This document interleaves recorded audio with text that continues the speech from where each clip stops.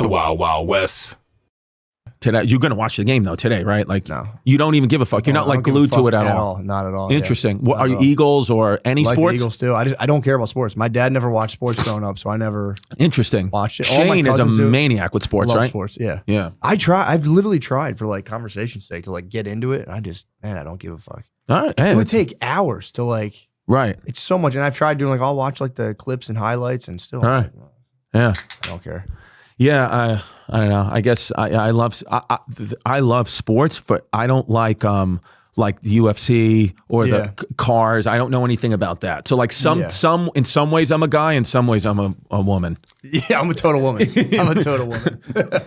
Let me start it. Oh yeah. Beautiful. Yeah, dude, we're in, bro. I'm an absolute total woman when it comes to sports. Yeah, I don't know. I wish because I feel like like my Chris dad. Distefano, by the way. Sorry, Chris Distefano. What's up, baby? I'm here. By the way, I'm here with hungover with no hair product in. So if anyone's going to talk shit about my hair, you go fuck yourself. I'm growing it out, scumbags. Because I know what your fans are going to say. They're not going to say anything. They're not going to talk about your hair. They're going to say they're going to come on here. Your fans are going to say, "How could he be so disrespectful? He comes on no hair product in a Zara t-shirt. What kind of guy does he think he is?" And I just want to say, you know what, guys, I don't give a fuck. There you go. Set the precedent. Also, thank you for coming early in the morning. Bro, I'm here, but we're dads, man. Not a lot of comics exist before noon. Bro, we're up, bro. We're up. We're hanging out. I mean, like, I got to, I'm on New York time. My kids get up at, what are we, an hour behind here? Yeah. So I'm up FaceTiming with the kids at 6 a.m., getting yelled at by them, their mother. So I was up ready to go. The road FaceTime's tough, bro. Dude. It's tough. It's bad. Yeah. They cry on FaceTime. Your wife's like, I'm going to go. And you're like, I know. Yeah, hope you're having fun in your hotel room, relaxing. You just masturbated. Yeah, I'm like, oh God, I know. My daughters keep calling. I'm like, I'm almost done. But you have a little window. You're like, hey, what's going on, dude? I got to be honest with you. It's horrible here. You can't watch porn. It's like blocked in Texas. I know. So I'm like, dude, yesterday I was jerking off to old Sports Center clips. They used to have some hotties back on old Sports Center. I'm got like Linda Cohn, old Linda Cohn. You gotta get creative. Yeah, you gotta get creative here. Yeah, so what do you do? Like, how do you get around it? Dude, it's funny. I mean, this is just testifies to the theory that I'm mostly woman, just erotic literature. I'll read like erotic literature online. I like that. Build a picture up in my head. Yeah. Or you can bust out like the old porn sites. Yeah. Like XN, XX. So those aren't blocked? They're not blocked yet. That's funny that the Texas doesn't even know that those exist. Just the main one. Yeah, it just blocks just the main. It was like when I grew up, my parents blocked all the music channels, but not BET because they didn't know it was a thing. Right. So I had BET. Yeah, right. That's so the only music channel that you could do. Now I have a black wife, dude. Dude, the thing they were trying to prevent, they created. And so, but wait, so did you grow up like hardcore, like rules, discipline type family? Oh yeah, big time. Like military? No. My parents my dad and his brothers owned a trash company. But it was like Irish Catholic, super like church every Sunday. Right. Can't talk back. Right. Seen, not heard, all that stuff. Do you do church still with your kids? No, I want to go. My wife grew up more like Baptist. Sure. So, and I grew up in the Catholic church. Right. So I'm like, I told her like, pick a church. I'll go to whoever one you pick. Then I go to black church and I'm always kind of like, yeah, it's great. It's fun, but I just feel like an interloper, dude. When I'm there, I feel like they can't go. I don't know. I feel like I'm kind of like a wet blanket on the party. Yeah, they're kind of like we are accepting of you here, but we actually really don't want you here. That's the feeling. It could just be internally because they're kind of like saying like we actually come to church because of what your people did to our people. So now the fact that you're here, it just kind of sucks for us. I get that feeling and I feel bad the whole time. Yeah. And then I'm like stiff because I'm holding down like Roman Catholic, like Roman soldiers. That's it, dude. Straight, head stoic as hell. And like they're having fun. And I'm like trying to move my just fucking petrified body. And it's it's uncomfortable. But I told my wife, I was like, just pick a place, I'll go. And you'll go, yeah. Well, I always say like I'm Catholic as well. That's why we got the big triceps, dude, pushing down the gay. Pushing it down. I've been like this since I'm a kid. Do you put your butt on the kneel, like when you kneel down, do you put your butt on the pew? No. So I that was a big rule my mother had. Yeah, that was one of the most disrespectful things you could ever do in the presence of God is put your ass on that. You got to be full kneeled up, butt tight, wedgie in the khakis. You got to be straight up. And if I ever leaned back and put my butt back, my mother would point at me and yell, and I would have to get up. I still get nervous. So as an adult, I'll go like with my family every now and again with like my mom. And if I see like my wife hit her ass to the pew, and I was like 35, like, dude, get the Yeah, what are you I get doing? nervous. I'm like, get your fucking ass off. Yeah, you can't do it. I mean, listen, there's rules in our church in Rome. My family's Puerto Rican, so very similar. They're more not Baptist. It's like I think is it the Church of Latter-day Saints? I don't know what kind of school. It's Episcopalian. I don't know, dude. It's one of those. Yeah. They're always talking in Spanish. Yeah. I don't know what they're saying. I just know that their kind of church, when you walk in there, you literally think you're at like a Kill Tony show. Like you're like, there's people, the band's playing, there's like StubHub tickets, everyone's in a wheelchair. And you're just like, what is happening? Like, I almost feel like I need tickets to like get into her church. Yeah. So, but what I've been trying to tell my kids is like, listen, this whole idea of like, if we don't, my mom had it where if you do not go to church every Sunday or Saturday, 5 o'clock mass, you're doing bad. You're going to hell, sinning, blah, blah, blah. So I don't do that with my kids. I'm just like, look, we're going to make an attempt to go to church here every week. And if we can go, I'm just trying to get us to a place where we're not on our devices. We're not on our phones. You're not on your iPad. That's it. Mommy's off the spin bike. And then like, we're all just, let's go to church together. And I will say that when my family's in church, like they are calmer. They are everyone like spirituality. I'm not saying whatever religion you got to be, obviously, except don't be the big one, Muslim. And, no, I'm kidding. That's true. Be careful though if you're Muslim because you can get like hyped up. Yeah, hear the wrong sermon. That's the next thing. thing you know, dude, obviously you're I'm flying fucking on a around. plane. Yeah, exactly, dude. There's no problems with being Muslim at all, but you can't don't go all the way. You know what I mean? But you want to go a little bit? You want to fucking get in there, dip in, dip out? Yeah. Beautiful, dude. What a beautiful culture. And a corrective measure for your wife. If you want to use it to like completely dom your wife, I get that too. 100%, dude. Have her cover up. 40 chest, yeah. Love it. Yeah, because dude, but Muslim women, dude, when they, I don't know if, when they take that shit off, the beauty is next level, dude. They're like, they look Latina to me. They're Latina with hummus. Yeah, true. Yeah, they're the hummus Latinas, and I love them. Yeah, they're beautiful babes. Yeah, dude, I love babes. Austin has got so many. It's crazy. What we've seen, what Steve, my tour manager, Steve Ciccone Rice-Aroni is here in the background, and him and I have been walking around, and Steve's a horny guy. Yeah, I bet. Steve's like a horny guy. I thought that when I met him. I was dude, like, horny ass Steve's guy. the kind of guy, like, he lives above his mom's garage in like Long Island. Like Steve's a guy that like he needs to fuck, and he wants to jerk off, and it's like, and I allow it. I'm like, dude, whatever you want to do. He's, his hair's blown in the wind in the back of his hat. Like this guy needs to bang. And dude, and he's actually telling me that it's like hard to take for him. Like he's getting like, because it's so much and it gets agitating. And for me as well, it's like, you don't know what to do, what to say. You're like, because a woman walks by you and you're like, I know I have a family, but I'm willing to throw it away just to have a conversation with her. Yeah. Because in the moment, I'm only alive once and this is what I need to do. I'm a man. Yeah. I need to do this. This is what my father wants me to do. I have to honor our family name. And then you're about to go walk and talk to her. And then you see another one and it just keeps happening. And you don't know what to do. And they're not wearing bras. No, they're not wearing bras. And I've seen the outline of 100 women's vaginas in this city. I've been here for 2 days. Steve and I have seen 100 pussies. Steve, I'm sorry you're suffering like that. Dude. Yeah, obviously, you're just chilling, just being like a rock. Just being like Steve, dude. Come on, man. Come on, man. Dude, Steve's one of these guys. He's like very punctual, always on time for everything. The last 2 days, dude, he's been late, sprinting out of the hotel room, hair soaking wet, and I know he was cranking it. He was having an episode? Yeah, dude. He's been going, what? Because this city, men and women, talk about a city like Austin, some of the most beautiful. We went to the gym yesterday, and we saw 5 of the most beautiful women we've ever seen in our entire life. Jacked, ripped, tip-top shape. And the guys, like me and him, were almost like falling off the elliptical, which is like, again, when we go to the women's parts of the gym, we're on the elliptical protecting our knees. You got to protect the joints, though, man. You don't need to wear and tear. But these guys who were doing like the real guy shit, ball slams and, all that, they're not even fazed by this because I guess it just becomes a part of what it is in this city. Yeah. Is beautiful. Even you, dude, you were walking, you're like all jacked up now, where when I saw you when you were living in Philly, dude, you look like Stephen Hawking. You were like, I was just slumped up. Dude, you were slumped up, but now you're like beautiful pumped. Babes get you pumped, man. Dude, you've been lifting, definitely. I have been lifting a lot, yeah. I've been lifting a lot. Creatine? You doing a little creatine? A little bit. Yeah, a little bit, right? A little bit of creatine. Did you get do you get any puffiness, or is it just pretty much jacked? I'm pretty puffy. I'm a pretty puffy dude. I was puffy before the creatine. No, but I could tell. I did get jacked up. I came down here. I didn't know what to do with myself. Whenever I get like nervous or overwhelmed, I just start like lifting weights. Where do you live in your house? Yeah, no, I have an apartment I use as an office. So I like go there to write and like get out of my house, and Perfect. I have a gym attached to the apartment. I just go like.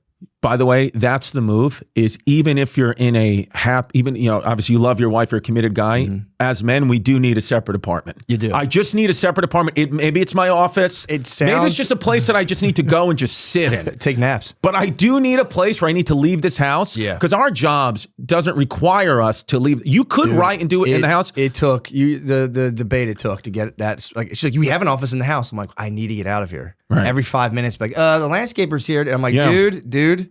Yeah. I did it in Philly too. Get an apartment. It's worth it. Yeah. And everyone's gone while you're there. Yeah. Everyone's at work, so it's quiet. And you actually get writing done. Mm-hmm. My family, my girl let me have same thing apartment. The only thing is she's got the baby cam that we used to use for our toddler. She's got it in my apartment on me at all times. That's the only thing. It does sound like a smash pad. It does, but I'm like, it's not. I swear to God, I'm just trying to write. I'm just trying to write about history in there. Yeah, exactly.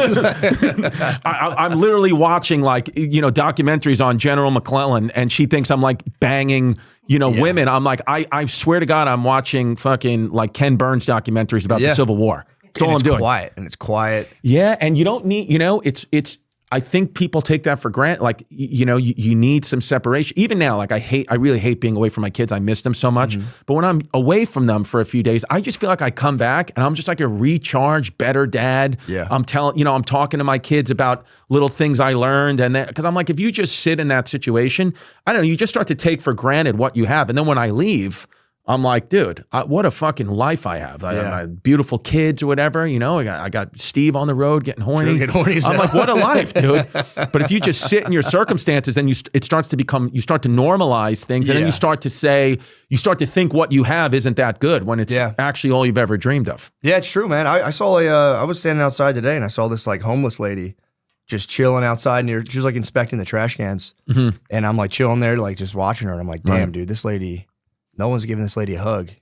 Did you go up? Long. Did you go up and do it? Thought about it. I gave her a really like friendly good morning. I said, good morning, ma'am. And she just kind of like. That's nice. Looked at me, and it was cool too because I never seen like she was quiet and she was like, looking through the trash. And then I like watched her get activated where out of nowhere she was just like, and started like screaming. I was like, I've never seen, like, she was so chill. Yeah. And something happened where it was like boom and it snapped and she just started yelling at somebody and just walked across the street. Yeah. The homeless here are wild, like they're on some type of crank or whatever, rolling around in the streets. I've actually never seen anything like it, but I will say they're not as aggressive as the homeless. Believe it or not, in Glasgow, Scotland, dude, me and the guy I work with, James Mattern, shout out James Mattern. Is he horny too or not? He's a horny dude. He's a horny dude. He's a horny dude. He's got a hairy back. He's like a horny fucking hairy back guy. Yeah, dude, but he's a horny guy and he's got a big dick. Shit. That dude, dangerous combo. We used to call it on my old pod History Hyenas, but Giannis, we used to call it the glue gun. This kid had a glue gun. Like you could see it through his jeans and it was like nuts. Really? Kid's got an absolute piece. I've heard they're lazy lovers though.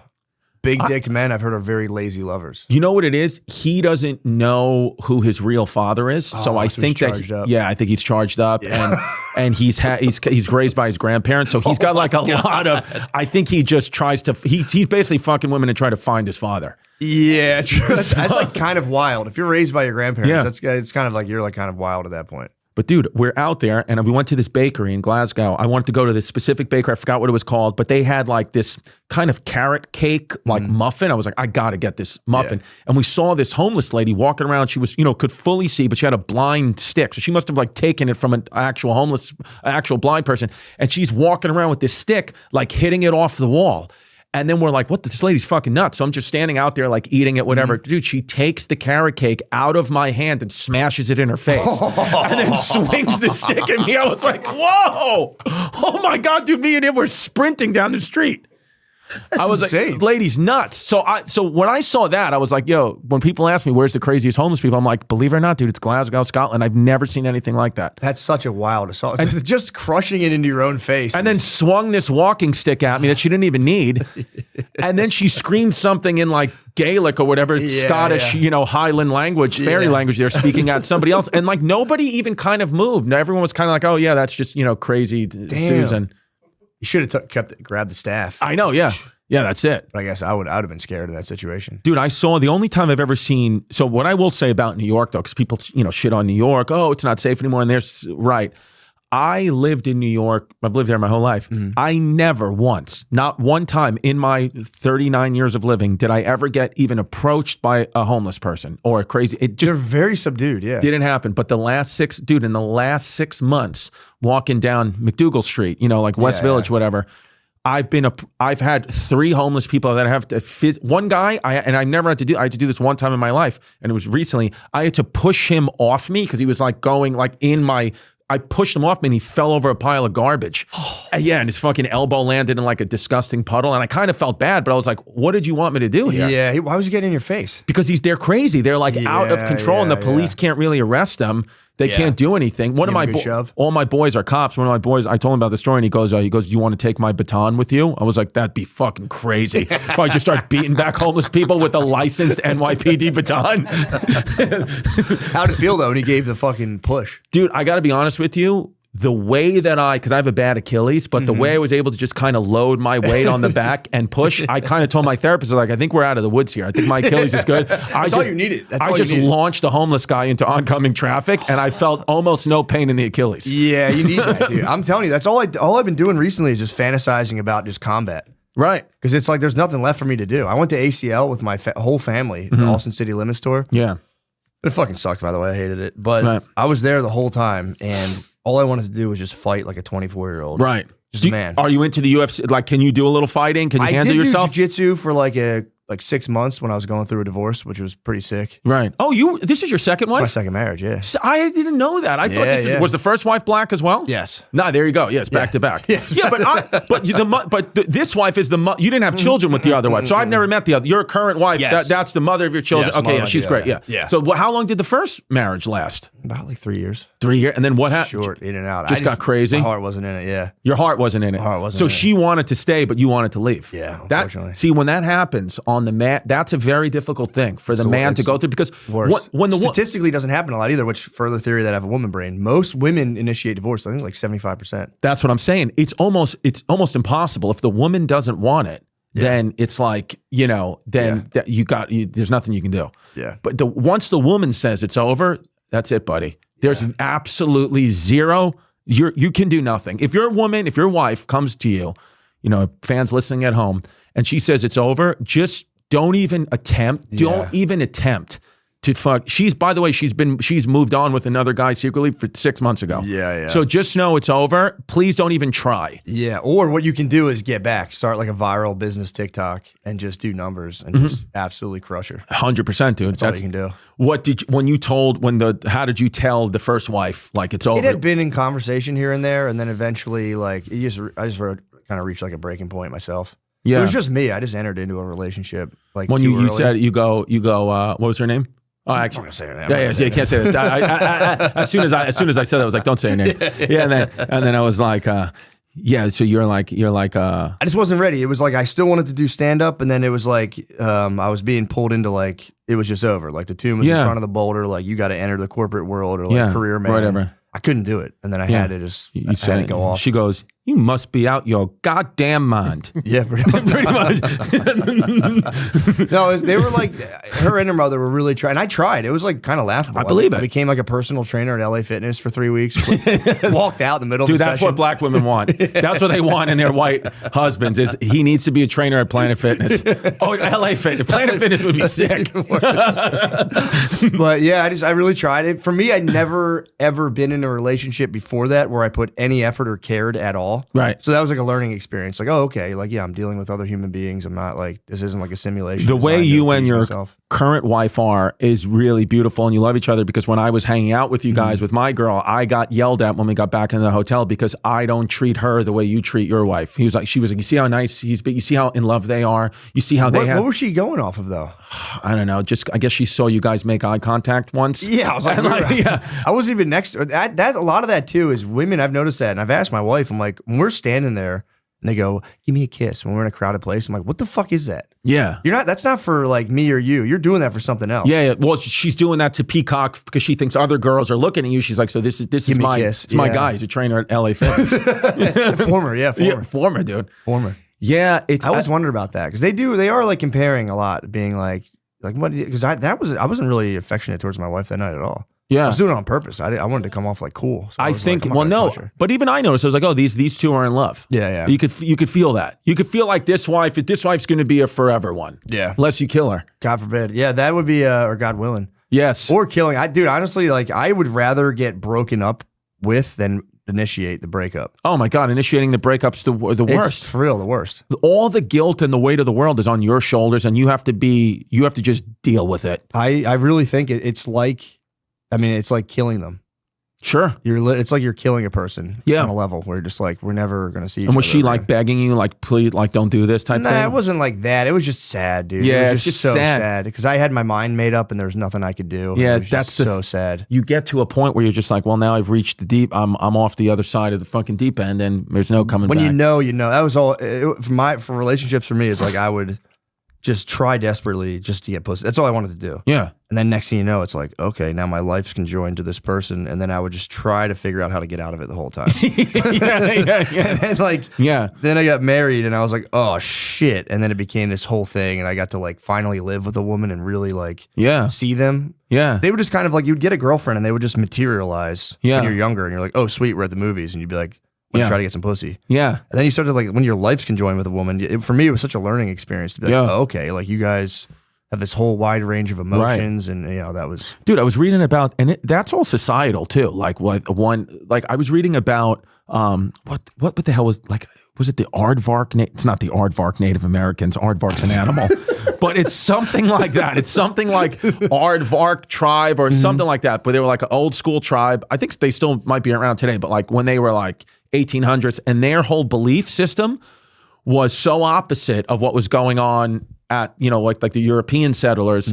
They were like, they thought it was crazy, men and women, to marry one person and to only raise your own children. That was like a foreign concept to them. They're like, no, what the women do here is the men fight for who's the strongest guy, and then they get to fuck the strongest woman, and then they fuck, and that one gets pregnant, so she goes away, and then the next one steps up, and you keep fighting, and then that's such a good idea. And then you impregnate them, right? And then here's how it works. Are the women fighting too, or are they doing? No, the women are just there. The women are just there. How are they gauging their strength?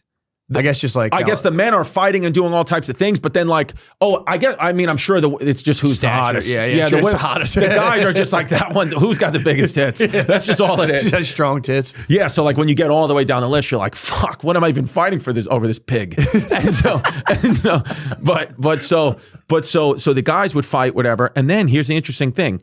Number one, have the baby, and then that baby, it's not your and hers baby. It's you created that baby together, but it's for the village, and the village raises it. Like it takes a village, whatever. Yeah. So there's no monogamy is not, and they not only do they not believe in it, they think it's actually bad for society. They're like, why would you do that? And then with like abortion and stuff like that, it's obviously a thing. Big debate, whatever, and guilt, and I get why, of course, but this culture. If you say you impregnated like the top lady, right? And then she's pregnant and she's watching you over the next few months, and she's like, this guy's actually weak. He's not as strong as I thought. They had this potion of herbs and spices. They would abort the baby. They would abort it. And it was like, it was not even shameful. The guy was shamed on, like, you did that, motherfucker. Fuck. Yeah. So that's fucking. Yeah, dude. Yeah, abortions are kind of guys' fault too. 100%. Still to this day, it's kind of like, yeah, bro. Yeah. Oh yeah. Should have like lifted a log in front of her. And yeah, dude. You sure you want to fucking do this? Yeah. I've been on the sidelines for a couple of them. I'm like, dude, this is me. This is me. My fault. My fault. My bad, dude. I should be stronger. I should have. Yeah. Dude, if you saw your wife or the lady, I guess, just sipping the potion, I'd be like, oh, fuck. What did I do? I'm such a fucking little bitch. Yeah, I wonder if you could. So can you enter back? Do you got to wait until the pregnancy to enter back into combat, or can you just enter back into the ring and just? So that I don't know. I got to do more research because I kind of just read that point and then I just put the book down. I was like, I got to find this tribe. If this tribe is still active, you should go there. Dude, this is where I got to be. You should go there and be like, and then when you're there, be like, dude, what the fuck? I had it. I gotta, I can't like other myself from the culture. Yeah, dude. Just have some kid on. I gotta follow the lead. But like, because when you start to look back in history, it's like this whole idea of like, no, I get why monogamy is a big, I get it. I really do understand. But I'm like, oh shit, it's just like the pressure that society puts on you in our, you know, we got puritanical society here. Like, you know, those pilgrims were kind of, you know, zealots, witchcraft, all that shit. But like you go to Europe, dude, if you go to Europe and you're in Italy or Spain or whatever, and you just like, one of you like bang another person, it's like not, it's like they'll be mad at you, your spouse, but you're not going to get like, you're not going to lose your marriage. You only lose your marriage if you fall in love with another person. But like you can definitely go out and bang. Yeah. And that's like not a big problem. That's crazy. It's not a great thing, but I don't think it's like you going to a strip club with your boys. Like your wife would be like, what the fuck are you doing? Yeah. Same thing with banging a chick. They're like, what, are you serious, dude? Don't do that, you asshole. But if you're in love or they find text, like that's the bigger deal. The emotional affair, if you're like, I love you so much. Yeah. I knew someone who was who got caught sending like Beach Boys lyrics to their lover. Over, bro. That'll get you, dude. That'll get you. Yeah. I was sending Hall and Oates songs to this girl. I was like, "You're out of touch. We're out of time." And then my girl's like, "Dude, you have to move out." Yeah, they sent "Wouldn't it be nice" lyrics. Wouldn't it be nice? It's like, dude, you're fried. I know, man. It's but it is. Yeah, I think about it a lot, especially once you like. Because when I was younger, I'd always be like. You'd hear about a guy, like a pizza shop owner, would just like bang a cashier. Sure. You're like, how the fuck could somebody do that? And as you get older, you're like, the current of that river is pretty strong. You 100%. dip your toe into that a little bit, dude. I'm like, I see how do you get carried off. You get it, boom. I got a friend who's a doctor, and he's happily married, great guy, whatever. But he was like, dude, the amount of doctors that bang the nurses on these overnight shifts, he's like, it's literally like. It's the most stereotypical thing. Like the nurses know these guys are married or whatever, but it's like, and it's always the same thing. It's the male doctor and the female nurse, and they just fuck. And he was like, I think it's because he's like, it's one of those things where, like, we're around so much death. In the hospital that I think, somebody dies, something tragic happens, and then your body, you start to get horny because your body is like, oh, I just saw death, let me create life. Type thing. He's like, so I kind of don't even, I get it. And doctors are they're like a sexual fantasy for women. Oh, like there was like ER, they're like one of the things. There's like firefighters, doctors. Yeah. That's like one of the things women see and get horny for. Dude, and they're like the boss in the thing. You know? Dude, my boy, the doctor, he looks like a golf club. He literally, his head is all fucked up. His got eyes are like that. He looks sick, but every girl's like, I love him. He's so hot. Oh, yeah. Yeah, just because he's a doctor. Dude, I feel, I've been in hospitals before, just like when people are sick, and I'm kind of like, dude, I feel the tension. I'm like, damn, this is a very sexually tense. There's a bunch of nasty nurses running around. Dude, I remember my grandfather, passed away, he had a stroke, and his nurse, she was like, Latina kind of, she wasn't like a smoke show, but she was hot enough. And just because she was caring for him, I remember I went in there one day and they were scrubbing him down. He just like shit his pants and they were scrubbing him down. I was getting fucking horny while this nurse was just scrubbing down my grandfather's bare ass. I was like, oh shit, I love this. Because I don't know what it was. I was like, she's a caretaker. I wanted to scrub my nuts. Yeah, there is something about that. When the nurse comes in, they're really sweet. They are like, that does get a guy like teachers me going as well. Just like women that care. You're just like, oh man, I want that, you know? But then our minds go to these fantasies, and then you create these fantasies with like other ladies, like, oh, my life will be like this. Like, just want a lady to like cook for me wearing, an Eli Manning jersey and making me pasta every weekend. And then just kind of sucking my dick and just letting me watch the game. I'm like, can't I have that, man? I'm only going to live once. And my dad's like, are you stupid asshole? Yeah, I know. Yeah, you can't, dude. You like, and then also too, the fantasy never matches. It's always as soon as, Yeah. Eventually, it's going to be that's just a lady like bristling, just like what? And you prepare for it now, because my father did give me good advice. He was like, well, let me tell you something. He goes, when we're out, he was like, my dad's 76 now. 1776. Yeah, best year, dude. By the way, every single passcode on my door, phone, any 4-digit code is 1776. It's just how I roll. I know someone who has their door codes. Yeah, that's like, so if you ever want to rob anything from me, just know, go 1776. And then if that doesn't work, it's 1812. War of 1812, baby. Well, it's sick too when someone like, yeah, what's your door code? And you're like 1776, obviously. Yeah, I'm not a communist, bro. Yeah, and every passcode is like, baseball USA.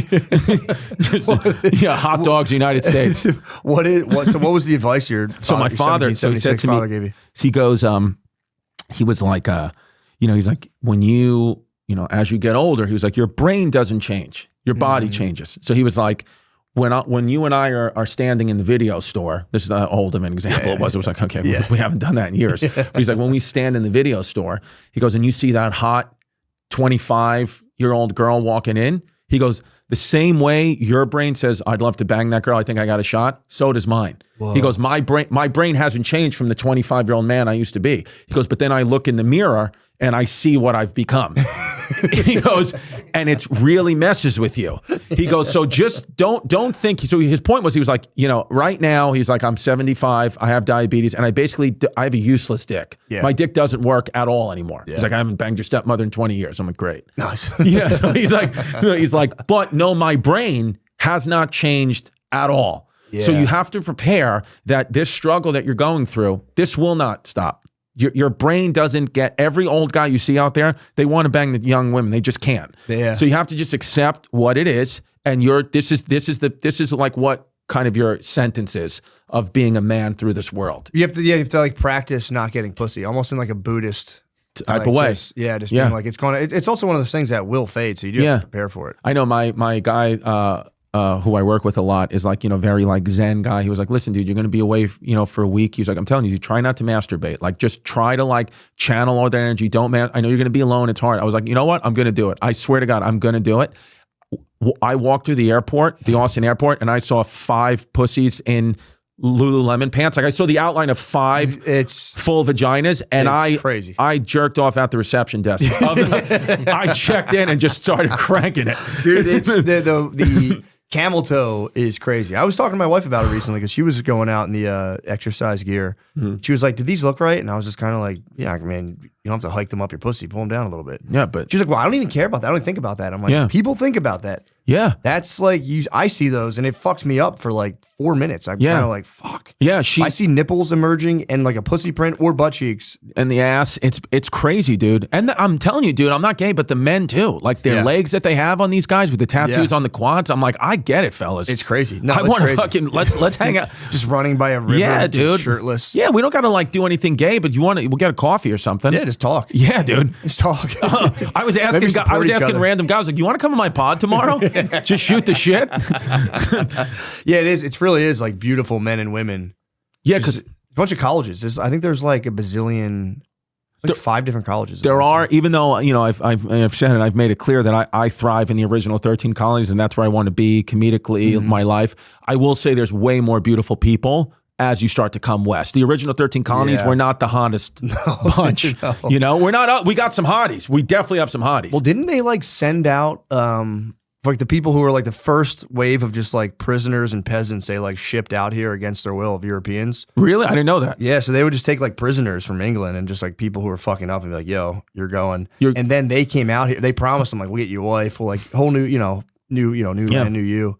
And then they just started sending out like whores. They would like arrest women for prostitution and throw them out and send them out here and be like, these are your wives, and half of them will like die on the way out. You just get like a Skeletor come off the boat. Just disgusting. And the dudes were pissed. They're like, don't give us fucking whores. We want mom and apple pie. Yeah. So yeah, it was just like criminals, and they just like had people till the land and just die. Yeah. For like 2 generations. Dude, I read this book too. You ever read it was called Island in the Center of the World. It was about New York City because, before the British, when it was like just the Dutch, this author, Russell Shorto, great. It's like an amazing read because we only know, like even me in school, I've only really learned about like what British society was like. But dude, Dutch society in New York, what they called it, New Amsterdam, Dutch society, they were like in the 1600s, they were as woke as we are now. Dude, they had fucking no slaves. Everybody was out there fucking everybody. They were having parties, dancing in the streets, like a beautiful type of culture.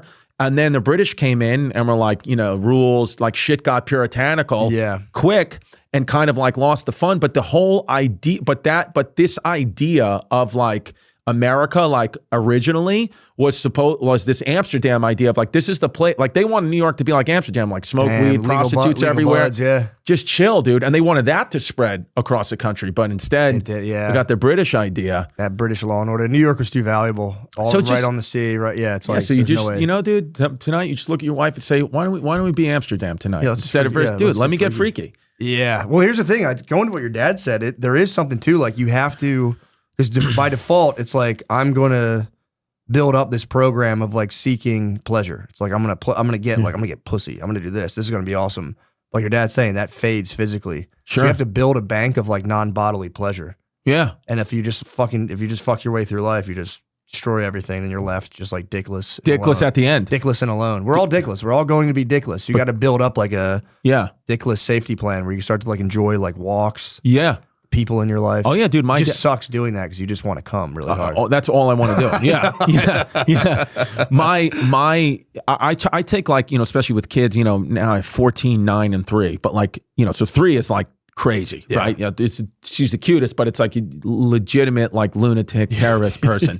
But so what I do now, and my dad gave me this advice. He was like, life isn't for you now. It's going to be about little breaks. You're not going to get an hour-long break most likely. Like that's just not going to happen. What you got to do is 5 seconds. He said, so when your 3-year-old, your daughter, like she doesn't want to get in the car seat, you got to fucking jam her in there. I'm like, basically like I'm putting in like jujitsu moves just to get the safety belt on and the 3-point harness. And so I do it, and he was like, and then you shut that door, don't just run around and go right into the driver's seat. Take a nice 10-second walk around the car. You have 10 seconds alone. Take a breath, take 5 breaths, and then get in the car and drive. Like little resets. And dude, that's like the game changer where I just take these little, because the bottom line is like there's times where like I can't meditate. I can't just sit there 20 minutes in the sauna meditating because I'm just going to jerk off. I'm just going to break it and just start jerking off. So instead what I do is I say, you know what? Let me try to take an hour a day, if I can, an hour a day just off my device. Just like go for a walk, just do something. And like that's what I'm counting as meditation, because to just sit there for 20 minutes with my eyes closed, I literally will just start jerking off and I can't do it. And then it defeats the purpose. Or at least this way without... Because I'm reading all these studies now where it's like, we're constantly excited from the phone to the screen to this to that to the kids to the life. But like older people, like they had long bouts of like no stimulation, like get bored. It's like go get bored somewhere. Yeah. And that's kind of how I think apparently, about it. So your brain, so there's a thing called EEG habituation. So like, if like a naked lady walked in here, our brain waves would be like, brrr, but if it happened every 10 seconds, literally your brain habituates to that stimuli. So then you just like, it's nothing to you anymore. So that they say meditators have, like long-term meditators do have, it's almost like childlike EEG habituation where they like they can see a tree and it's like that, like a kid looking at it, like, whoa. Right. But if you're just kind of just like jamming shit in your face all the time, nothing will excite you. Do you meditate? I try. I used to be really good at doing it and like really like good about doing it. And then, I just I would always be like, I don't get how people say they can't like sit down and just meditate. Now I've hit a place where I can't do it again. I don't know what happened. But I sit down and I just start to freak out. I'm like, I got to do this. Well, are your kids trying to start now doing it again though. Are they in school now, your kids? Yeah, the one is a 4-year-old's in pre-K and the 2-year-old is like, she goes like 2 days a week. So saying you have a couple of days a week where like you and your wife like don't have the kids for we have 6 hours. We have a babysitter come during the so day you got some time. Yeah. That's good. I have time to work, but then I have to just get so much stuff done. Yeah. But I've been trying to, the walk is good for me too. If I do a nice long walk, it's like, I think that counts. It does. It definitely does. But it's like one of those things. It's like you just feel gay as a guy going for a walk. I kind of always just feel gay too. Like when I'm pushing my kid in a stroller, I'm like, dude, just let me hold you. I know. Let me hold you like a football because I just feel gay. I feel gay just like going for a walk. It's gay. And I wish it wasn't. I wish I felt like more. And by the way, I'm not even disparaging gay. I think being gay is powerful. True. But I guess I kind of just feel like more feminine. I feel like you're appropriating gay culture by taking walks. Yes, exactly. Yeah, exactly. Yeah. But I'm okay with that. I want the walks. Gays. I like taking walks, and you don't feel like less of a guy. No, not walking. Okay, 'cause walking, you feel almost like a holy man. You feel very like zen out and blissful. And and every great man would take a constitutional.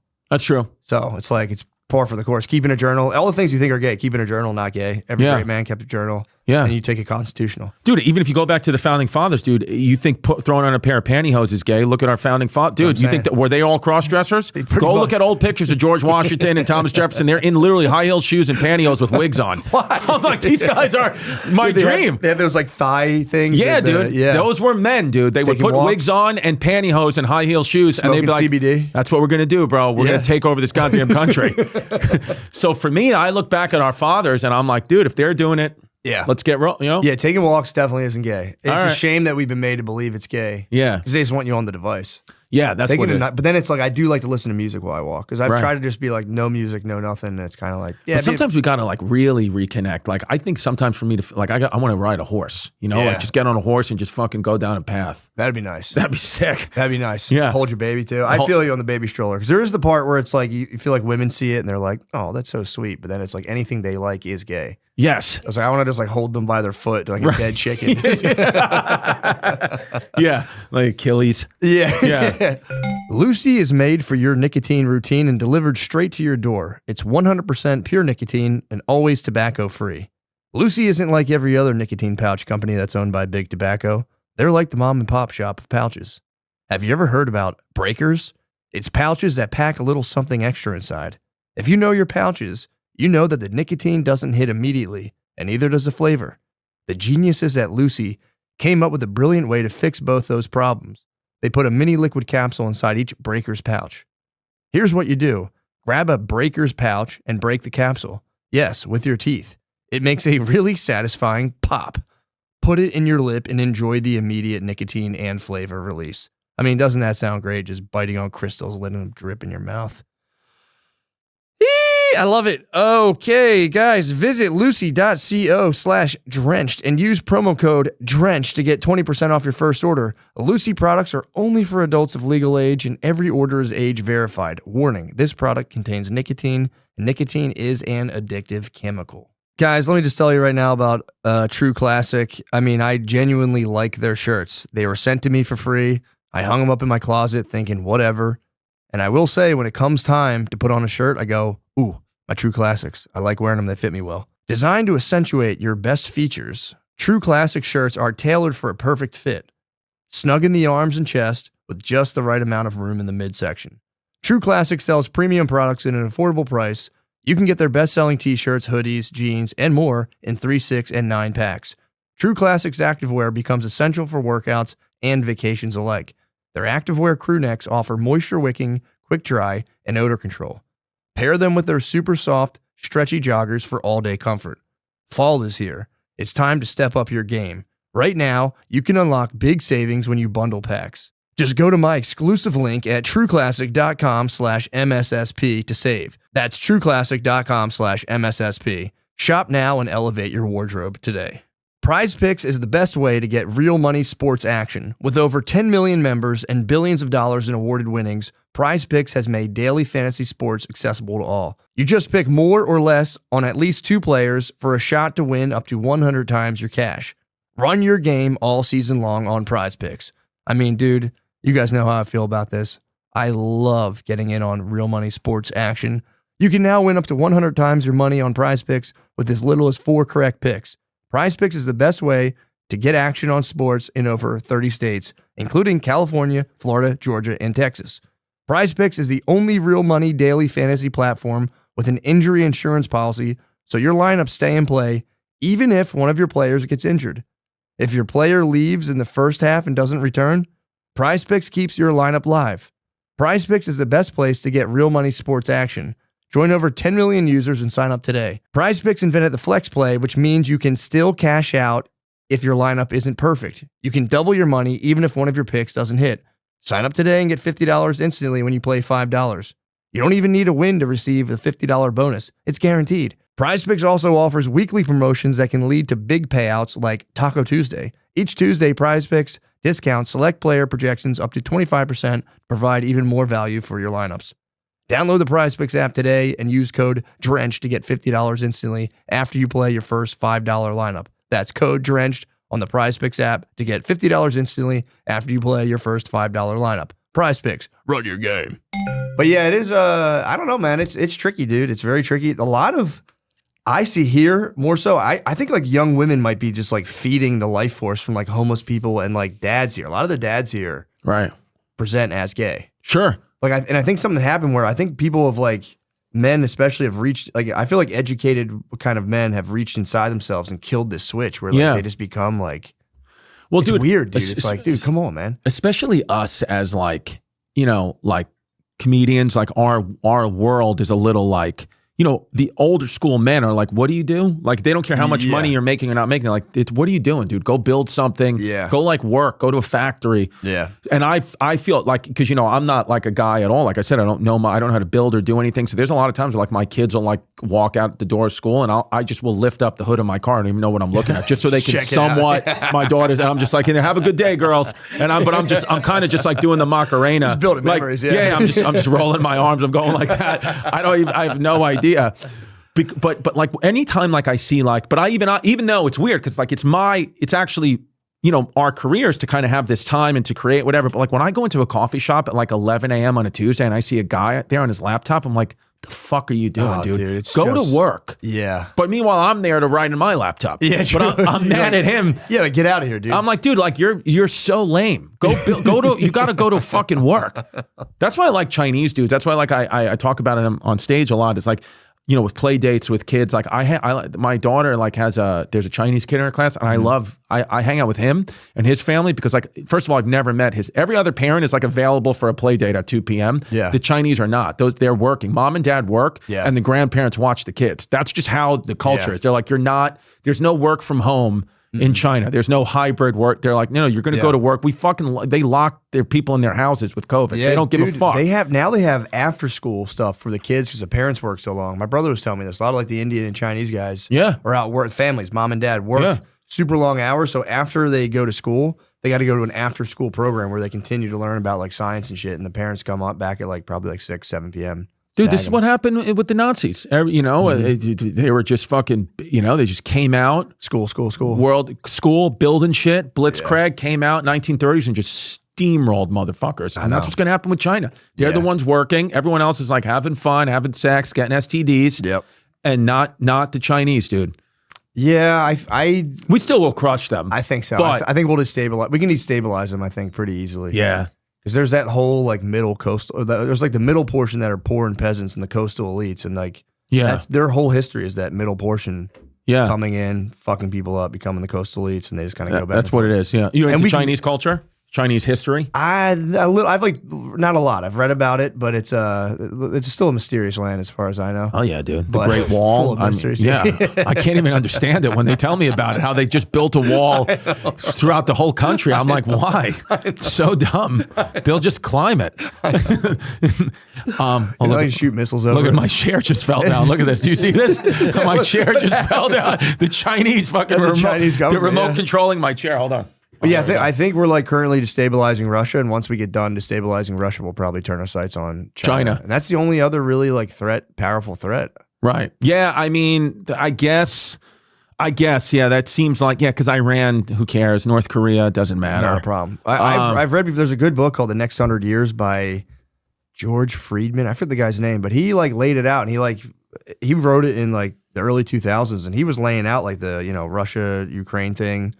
He was like making predictions like before 2030, they have to go to war. They have to fight each other. Russia has to take back Ukraine, blah, blah, blah. Really? Yeah. What was his reasoning why they have to take back Ukraine? Because like they just need like a buffer. Like you can just be right into Russia from like in all those other points because of those like NATO countries. Sure. So you can just march right in. Ukraine, you can just kind of like, that's their one weak spot through Ukraine because the other parts are kind of like hard to get into. Right. But that like if you leave whatever that big city is, Kiev, you can be in like one of the big cities. So do you think Russia is going to beat Ukraine? Like, no, I don't think so. You think Ukraine is just like a porcupine? Like they're just... I think, in the book, he was like, it's not even about winning wars. The United States just needs to destabilize any other power.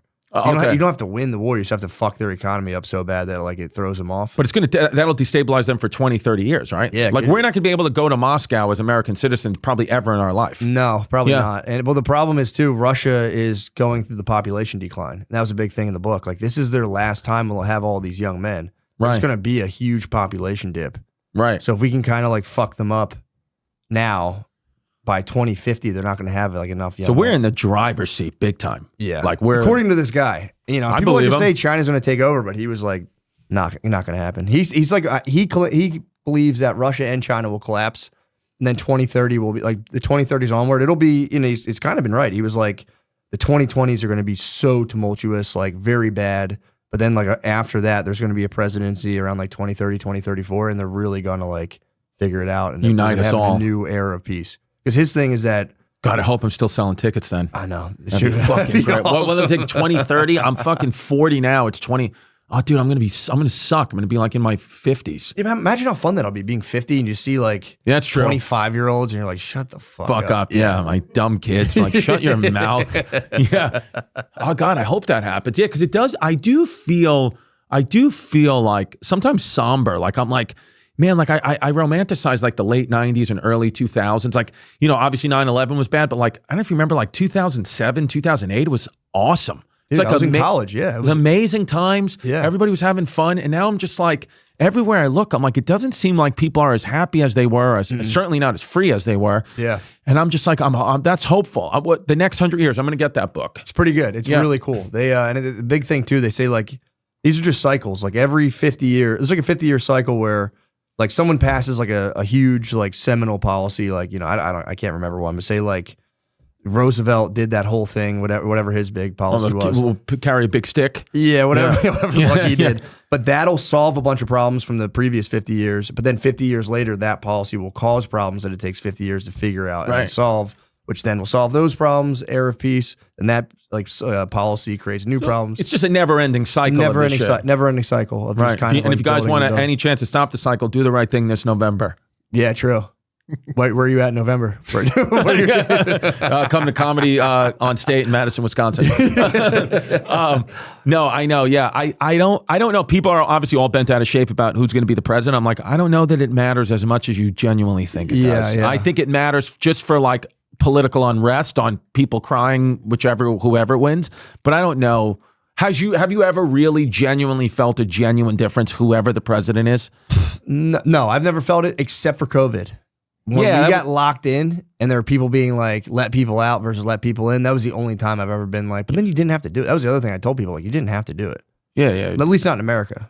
I mean, dude, remember like they were like, oh, you're going to need like a vaccine card like forever. I was like, no, I don't think you are. No, I had a fake one. Sure. It was easy.'t there was a pizzeria in my neighborhood on 3rd Avenue in Bay Ridge, Brooklyn that was like literally, I swear, like the people that knew, if you ordered, I think it was 2 pepperoni slices and garlic nuts come in 6. If you were like, oh, can I get 2 pepperoni slices and half an order of garlic nuts?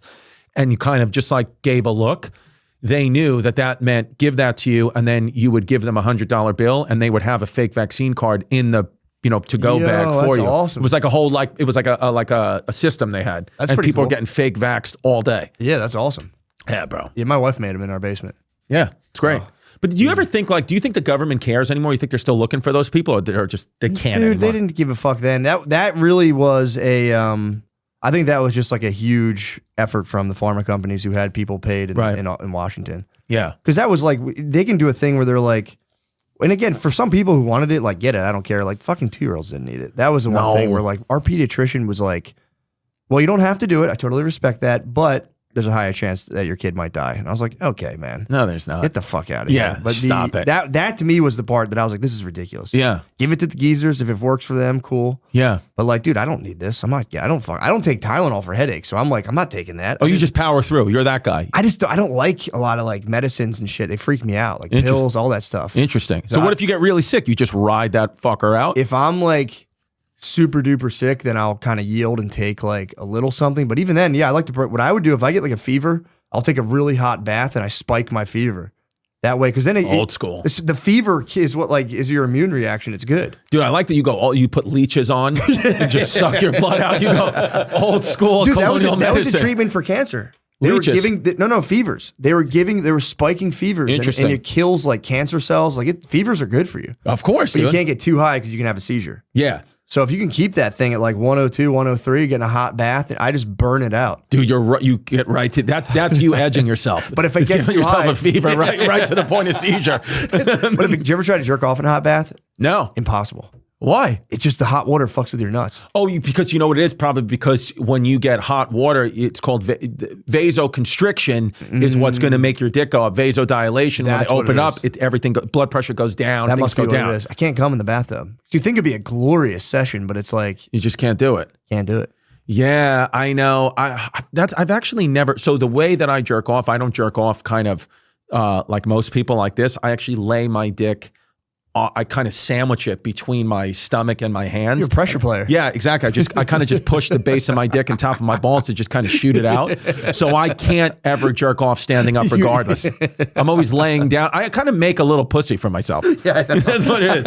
It's kind of nice. It's kind of nice, dude, because I don't know why when I was a little kid, like the first time I ever like jerked it or like, masturbated or felt that, I just was rubbing, I was like basically like rubbing a pillow on my dick and balls. And then I think I just stayed that way. That's how you do it, yeah. Like I don't think I've ever went like that. You never cranked it? I've never cranked it, dude. That's awesome. Yeah. It's pretty sick. I just don't do it. I do it a different way. And I bet you that has implications on me mentally. And like, I'm just like a different guy because of it. I think you're better off though. Yeah. Because there is something gay about like gripping your member and like, you're just fucking. I'm different and I'm just built. That's the way I roll. And then I shoot into my belly button and it's kind of just like whatever, dude. Have you ever got caught? Ever got walked in on? I got walked in on. My mom caught me once. That was bad. I never forget. She was walking in from the local pizzeria and she had brought me like mozzarella sticks and a chicken bacon ranch slice and she had it like on like she used to, dude, until I moved down to my mom's house in my mid 20s and when I was literally like 24 years old, she would bring me food on a New York Yankees like dinner tray. Like she would just give it to, and like it had like this setup where I would just like lay on my bed and it was like a little table and she had that New York Yankees baseball tray with the food on and I was just rubbing it. And you're in there just like, I was like and she literally, she was like, she went like this and she was like, just slammed my door and she was like, your food's outside the door in the hallway. So I had to get it like a fucking inmate, just like, and then, dude, one time she found one of my VHS porn tapes. It was bad. Like we used to pass around a VHS porn tape and she found it. I just left it. So I used to put it in. I had this documentary about the original USA Dream Team. So I would, and I was such a little loser kid. I was like 12 years old and I wrote on the cover of it, I said, I want to go to the NBA. Like a loser, like in Sharpie. You're good at basketball though, right? Yeah, Division III. So that's good. But yeah, I guess. And so I had put the tape in that Dream Team thing because I was like, my mom never looks in that. And then my mom, for whatever reason, was like cleaning my room one day when I was like at school or it was the weekend, I don't remember. And she popped that fucking tape and thinking she was going to be a documentary on the Dream Team. You probably saw your like quote was inspired. His goals. Like, I want to get my son a basketball hoop. There's a lady like, oh yeah. And it was just this Colombian lady with a full bush just getting piped, screaming shit in Spanish. And so I got home that day because like it was a big deal. Like, we didn't have cell phones back then. Like we would, when me and my boys were at the park, it was like, we called it the Spanish porn. Yeah. Like who's got the Spanish porn? We had the Spanish fly. It's called a Spanish Fly 14. It's circulated all around. Yeah, it circulated and like somebody would bring it and then it was like a big deal. It's like, okay, you get it for a week, then Frankie gets it and it's like what it is. And so when I came home one day, I was, wasn't even thinking about it. I came home and then it was literally, she had smashed it into like 20 pieces with a hammer and my mom loved Post-its and she had a Post-it on it and she wrote, get this filth out of my house. Yeah. And I was like, oh, shit. Yeah. And then so I had to tell the guys, I was like, my mom smashed that fucking porn. I just brought it back in like a pile. Just proof. Yeah, and they were just furious at me. They were like shooting paintballs at me all summer. Well, my brothers would go to like the adult section at Blockbuster and steal the porn tapes. So it was like a serious effort to get the porn tape. So if you got smashed, it'd be like, bro, what the fuck? I know. And now we're risking life and we're risking freedom to fucking get these things. Boys or girls?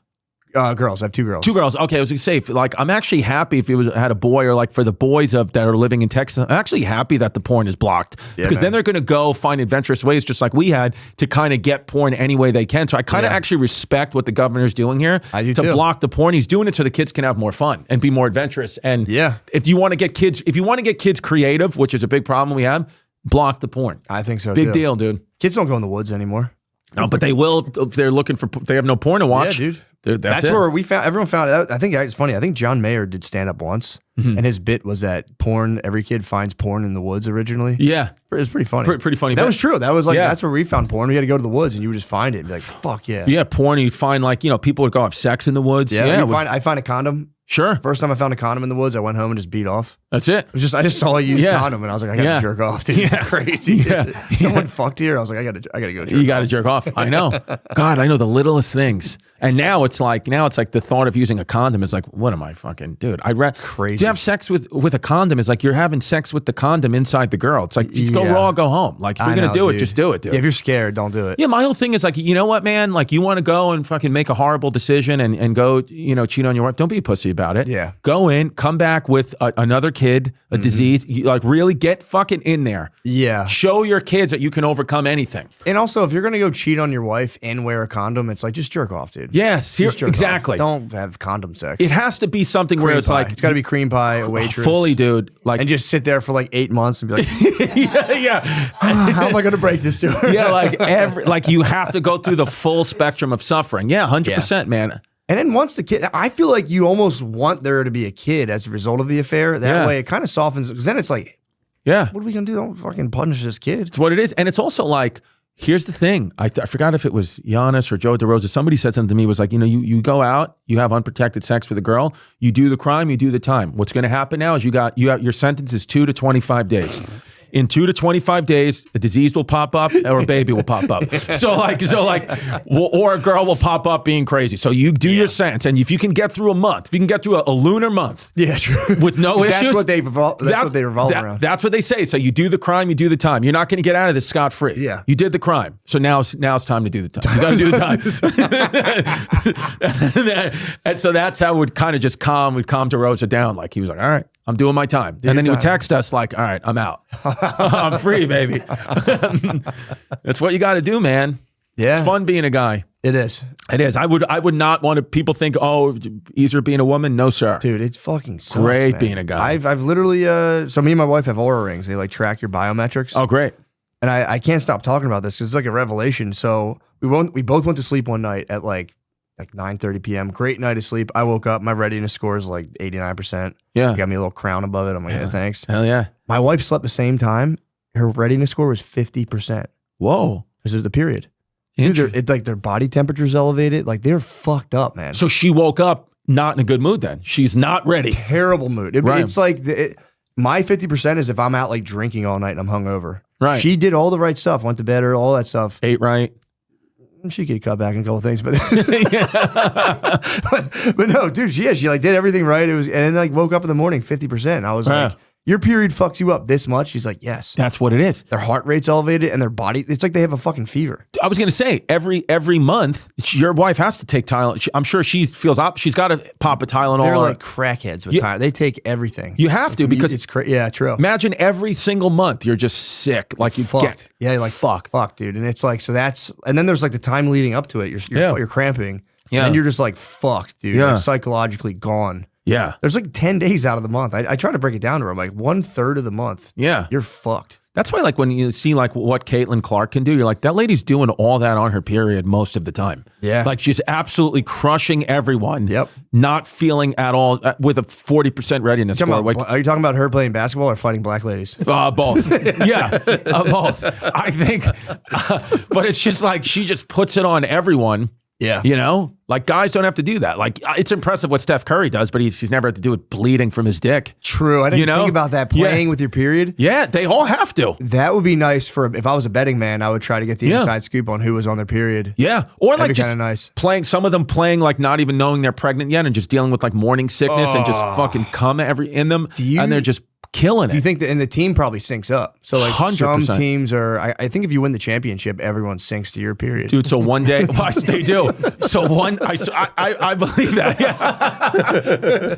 That's what they're playing for. That's what they're playing for. So I remember once I was on a flight from I think I was going from New York to Indianapolis on like, it was like a shitty fucking, like American Airlines, like small shitty plane. And the New York Liberty got on the plane with me. I guess they were playing maybe the Indiana Fever or what, I don't know. Yeah. And all the women got on the plane and they sat in the back of the plane, and the head coach at the time was Bill Laimbeer. I don't know if you know Bill Laimbeer. He was like the old coach of the Detroit, he was old player on the Detroit Pistons, like, and he was just sitting in first class, like laid the fuck out. And the women were like, you could hear like some of the women being like mad in the back, like I'm sitting in the fucking back, coach is up in the front, but he was just laid out, chilling, legs out, and I that got me thinking like he probably has to deal with like these women syncing up on their period. And maybe that was one of those days where he was like, I'm getting the fuck away from these ladies for 2 hours, and I'm just sitting in the front of the plane and not dealing with. He's got an eye mask on. Yeah. Dude, I would be having them run suicide. So they came with that period energy. I'd be like, on the line. Get out. Run it out. It's so, dude, I mean, now we're both gonna have to family. We have daughters. We're all, way outnumbered. It's like, none of my kids are still too young, but when that happens, it's gonna get fucking bad. Oh, it's crazy. I had a maintenance guy come up to like my office apartment, and he's like looking around like, where's your bed? And I was explaining to him like, this is what I use it for. He has 2 daughters, and his daughters are like teenagers. Yeah. And he goes, bro, like for real, like you might want to stay here. He was like, when the wife and the 2 daughters sync up and they start, he's like, bro, for real, like get out of your house. It gets bad. He's like, you're not, just get out of there. Dude, last week, my daughter's only 9. Like last week, like we were having like a regular day, and I said to her, I was like, okay. I was like, she was like, oh, can I have a snack? And I was like, oh, like mom's gonna cook dinner, so like we'll eat in like an hour, which I've said to her a million times. And she goes, oh, I guess I'm fat then. And then walks up the stairs and slams her door. And her mom was like, she might be on her period. It might be starting. Let me go up there and talk to her. And then she talked to her, and I don't think it happened, because they wouldn't. Yeah. The thing is, like, you could tell me that my daughter's on her period, and it's like, what can I actually do? Nothing. So really. Like, if you just tell me to go to the store and get it, like there's no real reason the mother has to tell the father that their daughter's on their period, because it's like, okay. Yeah. So what am I going to do for that? Do you want me to go on the road? Yeah, then like get the fuck out of here. Yeah, just leave. But because you can't talk. You can't be like, hey, how's your period? Yeah. Yeah, that's all. That's just. Yeah, that's mom stuff. But when she said that to me, like, oh, I guess I'm fat now, and then slammed the door, and I was like, holy shit, bro. That was like the first instance where I was like, my little kid daughter, who's like, was like one of my bros, is now like becoming like a young woman, where I'm like, oh shit, like I got to be careful what I say. Yeah. Now I got to be like careful.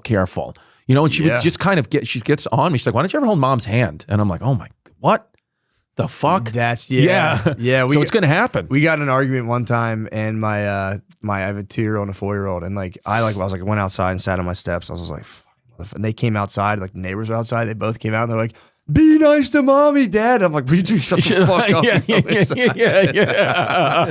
the fuck in here. Yeah, I know, because my daughters don't like it. If I'll like grab my wife and like I'll give her like a big kiss, my 4-year-old's like, dad, stop. She does not like it. Okay. She's like, she doesn't like the affection. She's like, come on, man, knock it off. Yeah. I don't know. It's really weird. I mean, every kid's different. Maybe when they get older, they'll be like, come on. That is funny. Like, hold her hand. Like, all right, that's enough out of you. I know. I mean, and dude, the drama you're going to see, like, again, mine's in 4th grade now, the older one, like the girl drama with school. I mean, she's been to 2 different schools, and she's had 2 mortal enemies that sound like the exact same girl in, 20 miles away. I'm like, okay, so it's you. It's my kid. That is the problem. Just fucking causing beef with everyone. But then it's like the girl drama. So it's like, well, like my daughter told me, like, oh, this girl, she's doing this to me. She's doing that to me, blah, blah, blah, blah. And, like, what should I do? And I'm like, well, of course, honey, like, just, obviously tell the teacher and, don't get physical, whatever. And then her mom's advice is like, she hits you, you hit her back. Yeah. You slap her, you pull her fucking hair. Do not let that bitch dominate this territory. Kind of. I'm like, these girls are in 4th grade. Yeah, dude. But that's how women are. Women are like, I took it as there was a problem. I'm like, okay, all good. Like it'll be fine. You'll work it out in the school year or whatever. And like already, like my girl had already messaged the school and that kid's mom. Like, we're having a meeting. Knocking the fuck off. Like, right. Like women are, and now the 2, now my kid's mom and this girl's mom are like fucking enemies. Dude, at pickup, it's bad. Really? And I'm like, so now it's one of those things where like women are loyal like that. Like, you fuck with me, you fuck with the whole family. Where guys, I'm kind of more like, dude, we could get into a fist fight and I do your podcast tomorrow. I don't care. We'll just get over it. But women, it's like, that's it. The battlefield is so much more complex. It's for real. We do like caveman warfare. They do like modern warfare of like psyops. 100%. Like destabilized friend groups. It's really fucked up, dude. And it gets like really dark. Like they'll like throw a party just so they can take pictures of it and put them out and then not invite one person. And the whole thing's just to fuck this one lady. One girl up. Yeah. And they can do it. And it's just devastating, man. Just devastating. I know. I mean, like, I feel like, you know, it's interesting being around so many like women in my life, because I'm just like, man, like you really, if this country elected more women, I think we would actually be a more, I don't think we even understand how vicious America can be, because we haven't had a woman yet. Dude. Yeah. Have you read, I mean, Hillary Clinton kind of got the job done. Oh yeah. She was in there doing some stuff. But yeah, it would be, they're so much more vicious. It's like unbelievable. Yeah. And it's scary. It's terrifying. I think Abraham Lincoln said, like, what was it? Like, I forgot the exact term, but it was like, hell has no, something. He was basically like a woman scorned or whatever. Woman scorned is like, no, you know, like that is like basically like hell, whatever. Yeah. And I'm like, oh, even he knew, and he was gay. Yeah, and even he knew. Yeah, well, that's a problem with women leaders, is you'd have to have like a strong team for that like 10 to 12 day period out of the month where they're completely fucked up. Yes. And it's just, I don't know why we can't face that as a reality. Yeah. It's like, you're powerful as hell. Let's just use that as your incubating period. Like, chill. Yeah. Like I just feel bad. Like, why are we acting like this doesn't exist? Yeah. It's not a slight on them. It's like, dude, I would be fucked up too. Of course, dude. Even the trauma of childbirth, dude. My girl raw dogged 2 childbirths. Just fucking pushed those fuckers out and then got up and walked. It's crazy. Like a couple of hours later, she was walking with no pussy. It just fell out. She was just with just an ice pack on it, being like, all right, what are we going to eat? What do you guys want? You want eggs? Yeah, the childbirth is a gear you see them in that you're just kind of like, what the fuck? It's crazy. They do have, I think just through nature, they have the highest threshold of pain. I mean, way higher threshold than a man could ever have, because I mean, think about that if that happened to you once in your life, and you had to do that, I mean, you would die. We would all die. Dude, talking about your butthole getting this big. That's insane. That would be fucking crazy. Even worse if it came out through your penis. That would be sick. Just a finger through your penis. Oh, fuck. Yeah. Yeah, man. So when I saw like the 2 childbirths, it was like one of those things where I was like, okay, they're more powerful, they're stronger. I know physically they're not, but like mentally is the thing. And it's like, I can't even compete at all. I cannot compete. When my girl starts asking me questions, I'm fucked. I tell the truth. I'm a truth teller. I'm like right away. You can't lie. Yeah, you can't I used to try to lie, and then the anxiety and pain I would sit with. Yeah. Where I was like, might as well just tell the truth now, because she actually already knows. Yeah, and they're gonna figure it out. You can't lie. If you think you can't, like, women they could get away with it so easy, but like if you try to lie to a woman, it's like they're going to find out. Yeah, they can just look at you and be like, you motherfucker. Yeah. They can tell. You piece of shit. And they're good. Like, dude, they'll like, I didn't realize, like, they'll even on Instagram, like they'll kind of look at who's liking what of your things, looking at their profile. I don't even know how to do that on her. Like, I have no idea even access that information on Instagram. And that's a good point. She'll know like followers who like something from weeks and weeks ago, and then has their whole profile locked and loaded. Yeah, dude. And it's like, oh, did Stephanie go to your show? Yeah, I'm like, what? Who is that? They're like, oh, well, she has an interest in Austin, Texas. I've seen from her interests on, on her LinkedIn that I've tracked. So hypothetically, it makes sense if she came to your show. Yeah, I'm like, I don't even know who she's talking about. you see the person like, damn, she's smoking. Yeah, fuck, dude. This girl's awesome. I saw her pussy in the gym. Thank you for bringing her to my attention. I know. Well, that's the other problem. It's like that's how they go overboard. It's like you'll bring up all these girls that I genuinely have no idea who they're talking about, and then she'll be like, how about, was this girl at your show? And then she'll send a screenshot. I'm like, no, but then I'll have fucking Steve be like, can you DM this one, give her tickets? Jerk off this picture. Yeah, Steve, here you go, dude. Yeah, I mean, I just it is complicated. It's the most complicated time. And like, dude, in our dad's time, it was like there might have been like 2 hot ladies you knew of. That's it. And you'd be like, damn, that lady's fucking hot. Well, we also have access to every woman on the planet. I mean, don't forget 100, 200 years ago, you only knew the people in your village. Yeah. So if you had, hopefully you got the smoke show in your village. If you didn't, you settled for like the one, like, that kind of looked like her, but she had like a limp. For real, imagine if there's no babes from like birth to death. That's a reality people lived in. You never saw a babe. 0 babes, unless you had babes in your village. Dude, a babe in a village was probably crazy. Do you know, I read a thing, I forgot, it wasn't in a book. It was like an article where sex, like how we've kind of like made sex like a sacred taboo thing. Mm-hmm. Like in the medieval times, like sex was because it was so animalistic. Like you would just watch your parents have sex and think of it as like, you know, your dad's doing push-ups or something. Like it was just a thing that mom and dad did. They had sex, full bushes, and then you would have sex like in front of your wife's family. Like it wasn't a thing that was taboo at all. I mean, to consummate kings and queens marriages, they would have sex in the bed, and the wedding party would stand around the bed and just watch this girl get fucked. That's awesome. Dude, and there's so many fascinating things in history. I read this thing, there's this book called Fucking History. This guy wrote it, he calls himself the Captain. He's a great author.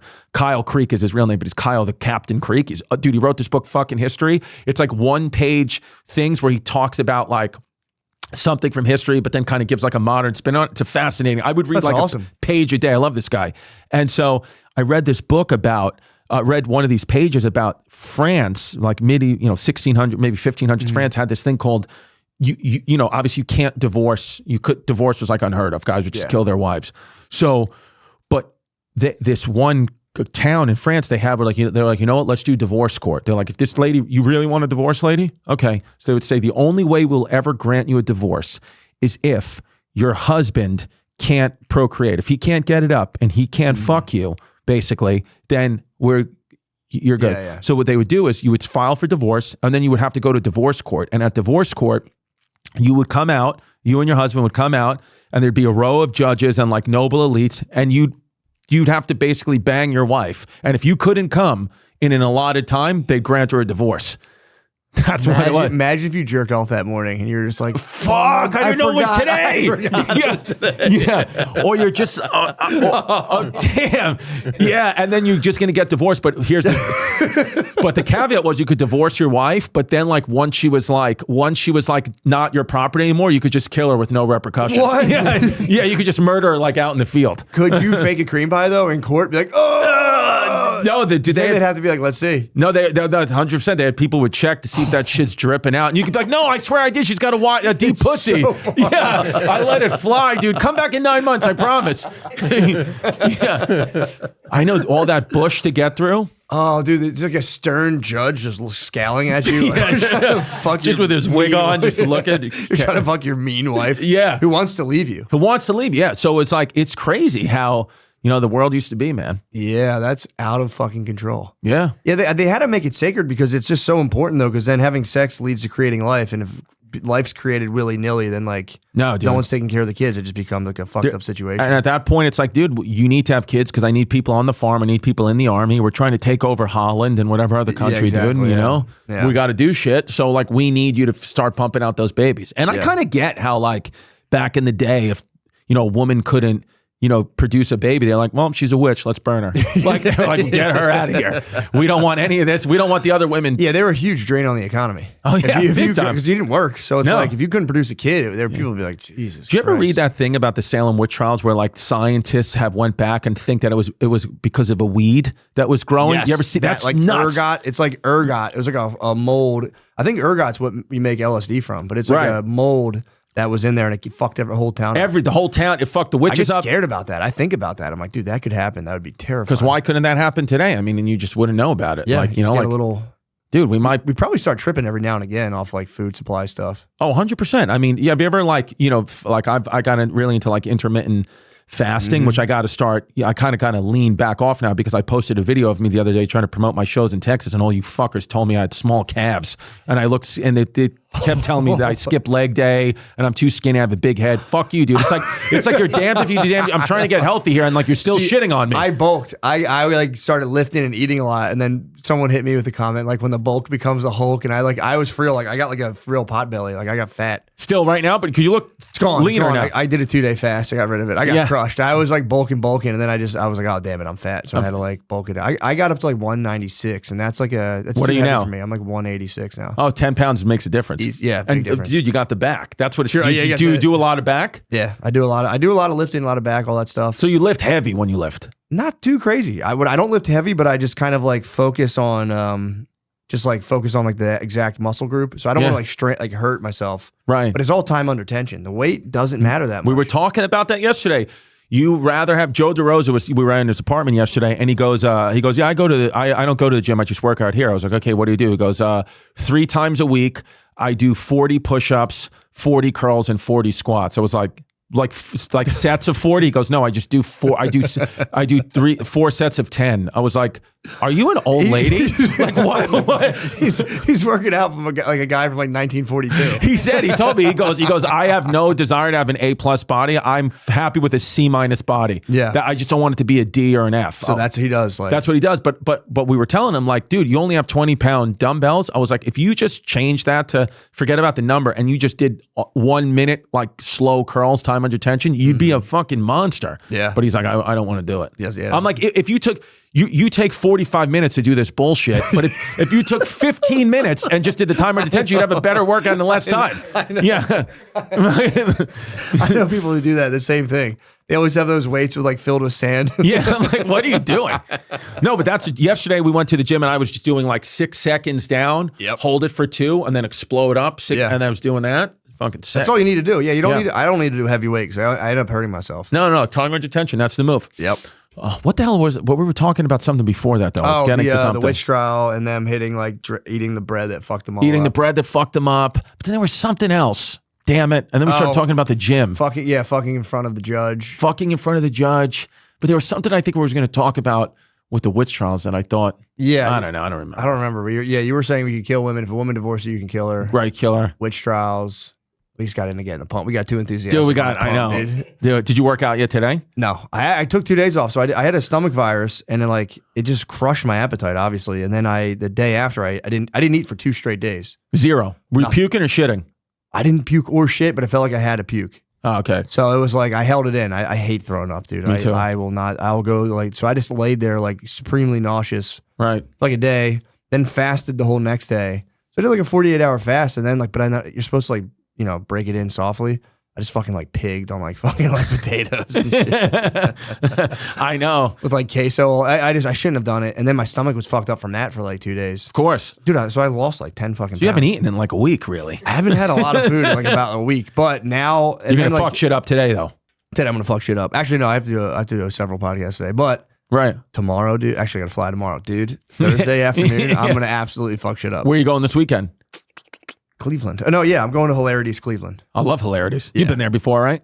No, it's first time. First time. Oh, this is your first time on the road going through everything, pretty much. Like headlining on your own. Pretty much. This is the first. I started like last year. Yeah. Because I did a whole stretch of shows and then I did that one special. So this is like, there's still a lot of clubs that are new to me. So yeah. So Hilarities is awesome, dude. I heard it's really good. Dude, you talk about eating. You want some of the best comedy club food in the country, dude. Brick oven pizzas. They bring out the owner's great. There's Sam, Nick. The food that they bring out's old school Greek guy. Oh, that's cool. They fucking bring out whatever you want, dude. It's amazing. And it's got like the beautiful comedy club. It's like, balcony. And then they got like a cabaret room in the back.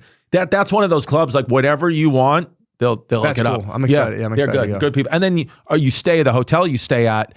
You're probably staying at the hotel that the comedy club gives you. I think so. Dude, it's like an indoor. It's like the first indoor arcade, like what they used to call like a mall. I think in America. Oh. So like it's one of those hotels where like you open up like your door, but you're like inside, like on this elevated, like you can like look down in like an indoor courtyard. It's a sick hotel. That's awesome. But it's crazy when you go to Cleveland, you'll see like the block where the comedy club is and where your hotel is there's 3 blocks. I think it's called East 4th Street. That is all of Cleveland. Yeah. And then everywhere else is like, there's nothing happening at all. It's just crack everywhere. Yeah. But that block where you are, that's all you got to, that's all like you got to do. Indianapolis. I was in Indianapolis. I stayed across the street from the Pacers arena. Yep.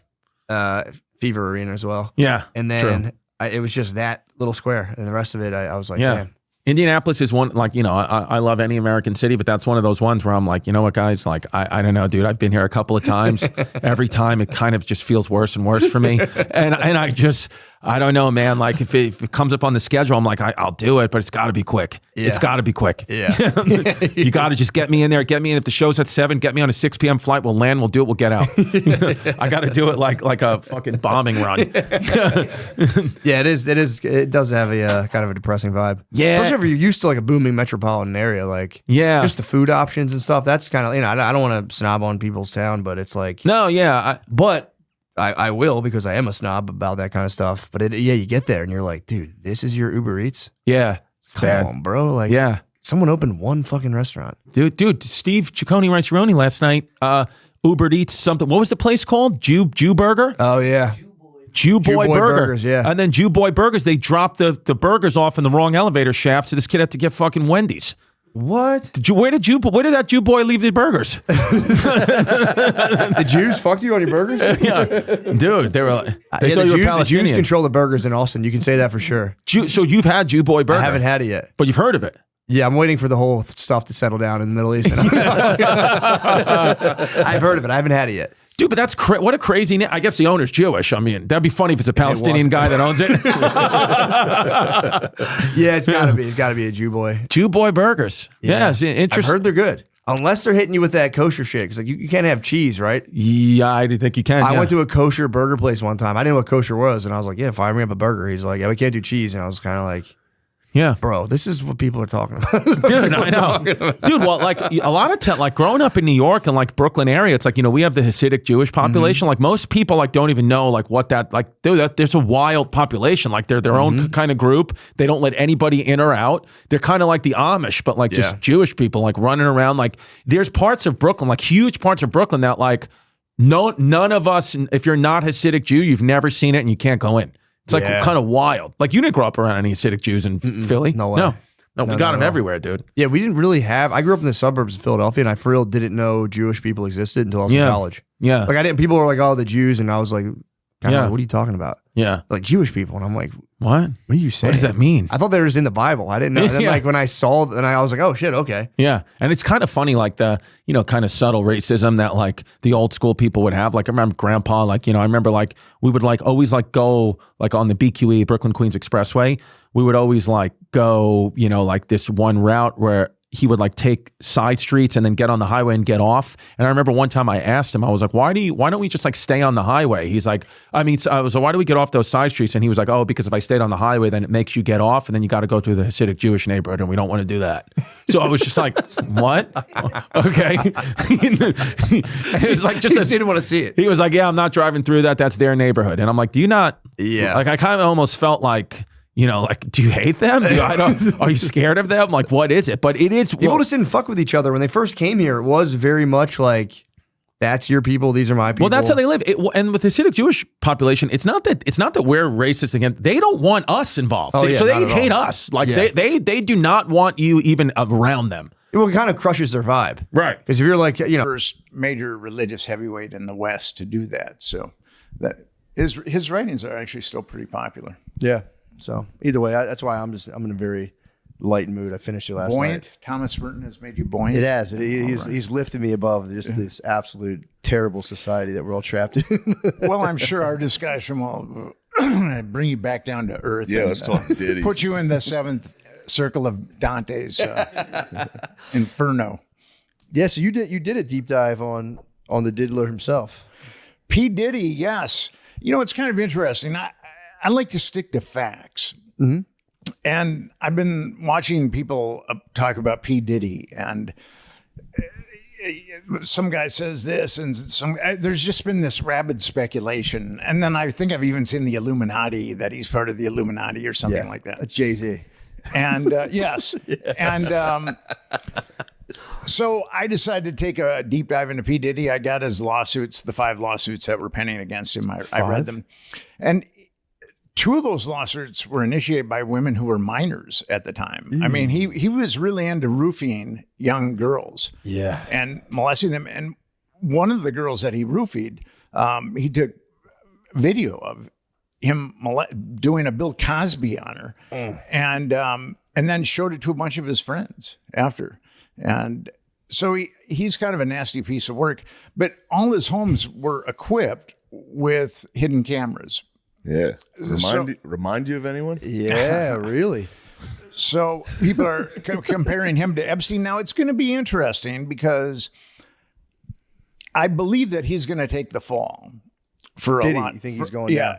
I think he's going to take the fall for a lot of people because there are,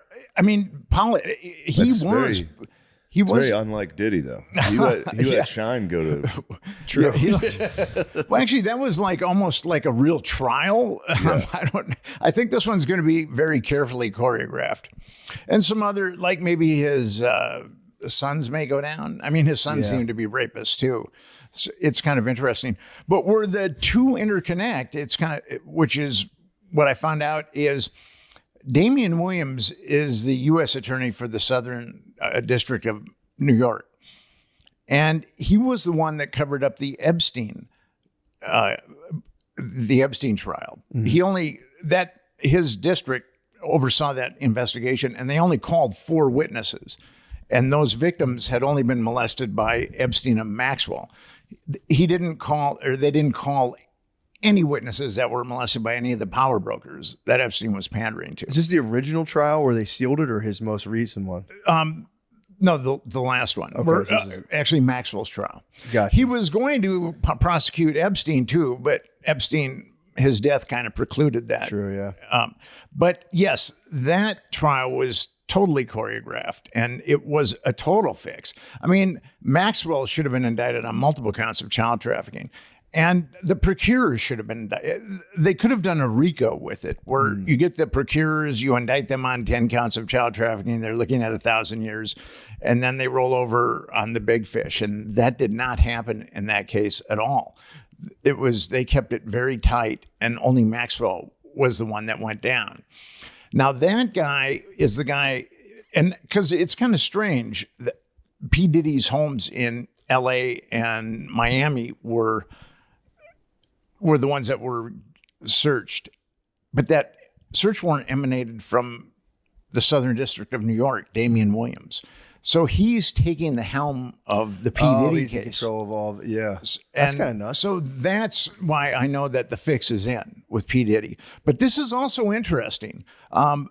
Damian Williams went to Yale Law School on a grant from the Soroses.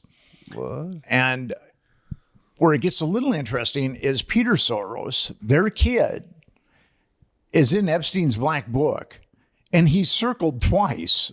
Now, being circled incriminates you because the house manager who ripped off the black book circled all the people that he thought were in cahoots with Epstein, and Peter Soros is circled twice. So that's kind of a conflict of interest, but I don't think that really matters. So why are the penalties so low? So she got 20 years, right, for trafficking kids? Yeah. Because if you look up, you hear about guys molesting kids, they get out a lot of times. Like, did you see the Nickelodeon thing? Yeah. Well, they would get out after like 6 years. Yeah, Pickle Boy. They would do. Why? How is the law set up? Pickle Boy, dude. Free my man, Pickle Boy. Proof him, dude. Put him under the jail, dude. Yeah, he's back. How is it that the penalties are only like 6 years for that versus like you would think? Like, dude, we watched Zodiac last night. The alleged Zodiac killer. Yeah. Lee Allen or whatever. Yeah. He got, in the middle of being the Zodiac, allegedly. Yeah. He got arrested working at a school for molesting children.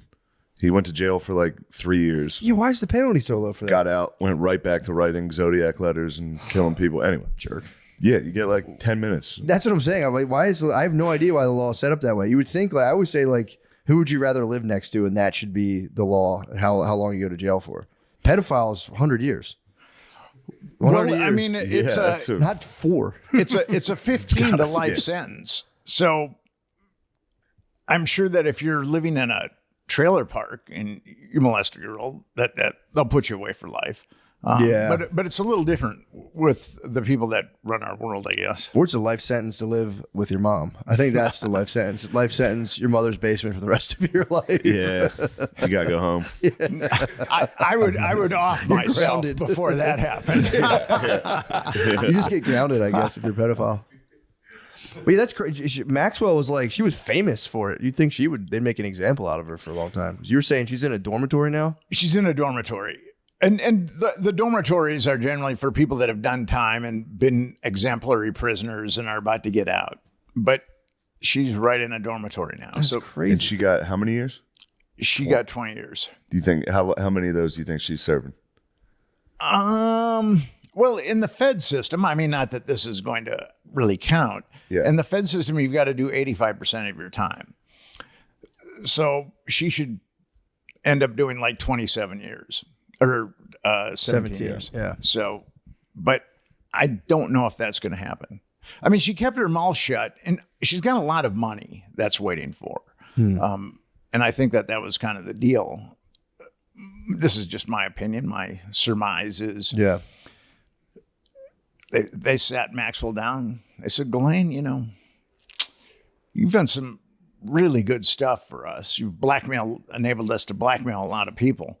But, if you keep your mouth shut, you won't end up like Jeffrey Epstein. I mean, you're going to have to do some time, but then you're going to have lots of money when you get out. Yeah, maybe she'll have her own Target line. She'll have home goods Target line. Buy Ghislaine Maxwell. I was thinking, I don't know if Target would stoop that. Maybe Walmart should have her own Walmart line. True. I'm a Minnesotan, and Target began in Minnesota. True, so true. I have kind of a special affinity for it. Although, what's kind of strange is I think Walmart and Target are kind of a jump ball, but as far as quality and service and things like that. But people in New York actually have Target bags. It's almost chic to have a Target bag. I've never ever seen a Walmart bag, someone using a Walmart bag in New York. Yeah, they'll walk around. Usually they're homeless if they're walking around. Yeah, if you got the Walmart bag, things aren't going well. Yeah, that's not a Louis Vuitton purse by any means. Well, actually, I saw a homeless guy in New York a couple of weeks ago. He had 8 Target bags. No. So he was doing well. Homeless chic. Yeah. Well, so the Diddy thing, you think Diddy's I wonder. I don't think Diddy thinks he's gonna go down.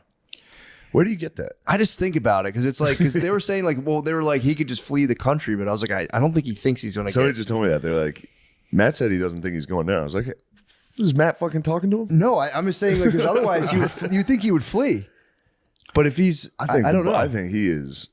I think the boy's got him. He invented the remix, dude. You think he's not going down? Now that's a valid point. Because otherwise, he has the means to. He's a flight risk. He could take off. I would think that there's an eye in the sky on P. Diddy. You think it's okay, that makes sense. I think the people that raided his house are true. pretty powerful. True. I think they got a good location on that guy. Yeah. We know you got blackmail stuff. That's what I heard. I heard they raided the house to get the blackmail material. Yeah. I mean, the same thing happened with Epstein, where they drilled his safe and they pulled out hundreds of DVDs. What? And I've done freedom of information requests on. I didn't, of course, want the DVDs because who knows, what licentious, nefarious things they're filled with. But I did ask for reports on the DVDs. I've been having a tough time getting Pornhub down here. I might need the Epstein DVDs. The box set. The box set, dude. Get the portable DVD player going in the bathroom. Well, if I ever get the DVDs, I'll toss me the good ones. Toss me the good ones. So scrub the bad stuff and get rid of the bad stuff. It's kind of funny when Epstein died, the Fed said the case was closed. Yeah. So then I put in a FOIA for the reports, and then they said the case is ongoing. Oh, really? And then I did it again. I don't know, about 3 months ago. And then again, they said the case is ongoing. I mean, the guy's in the ground and rotting, but the case is ongoing. So trying to see that Stephen Hawking. I'm trying to see Stephen Hawking fucking. That would have been tough, I think. Reverse forward. Just back that thing up, dude. Maybe back it up, Terry. Hawkins might know some stuff about physics that we don't have a clue about. True. So, yeah. True. You never know. Sexually, he could. Get a little wormhole going.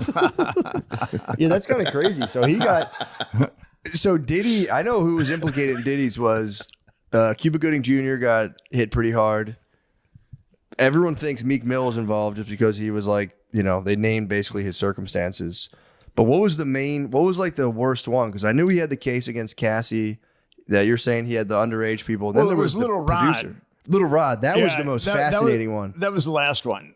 And Little Rod, I mean, it's kind of interesting because they've done 3 addendums. His attorneys have done 3 addendums to his initial statement. And each one is getting more salacious and nefarious. Because the first one was pretty bad. That was Little Rod with Cuba Gooding? What's that? Yes. Was he the one that Cuba got? Yeah. Cuba got him. More like Cuba batting, if you ask me. It's kind of interesting on that link that I sent you. It's Come on, this is all I got. The link that I sent you. It was Diddy and his kid Justin took a rapper. We only know the guy's name is G, and took him into the bathroom, and then multiple shots rang out, and then the door opened, and G just happened to be bleeding from his abdomen, and Diddy told Jones, don't say I had anything to do with this, and I got to leave and take off. And then Jones was taken out. It was at Diddy's studio. Jones was taken out of the studio, and the cops were called. And I've got a news article that says that G was shot outside the studio, but Jones took pictures of the bathroom. Of the blood in the bathroom. I saw that. There's a bunch of blood in the bathroom. Yeah. So I think that shooting people, that's probably against the law too. It's hard. But Diddy's head of security, Fahim Mohammed, he was head of security for Michael Jackson. So there's a dude that knows how to keep secrets. And according to Jones, he's a fixer. He's really tied into the LAPD. And what's really interesting with that is, Michael Jackson was getting prescription drugs from all over, and he was using pseudonyms like Josephine Baker, and I think Jack London was one of them.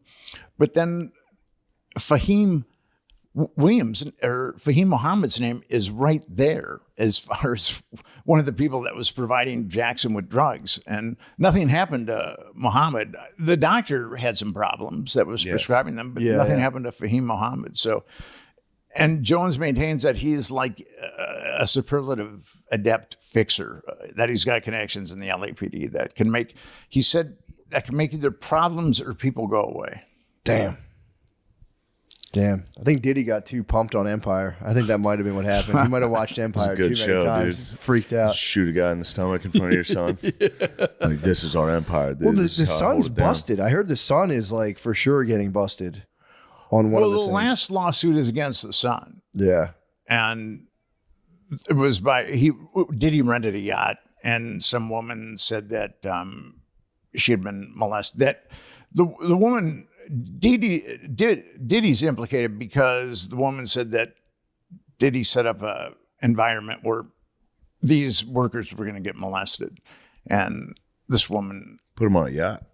Yeah, put him on a yacht. There's no way to go. Yeah. It's the implication. Damn. Well, Diddy's going down. You heard it first. I didn't know. I was like, maybe they don't have enough solid stuff on him. So just a lot of it is like a lot of hearsay. But yeah, it seems like he's going to go to jail.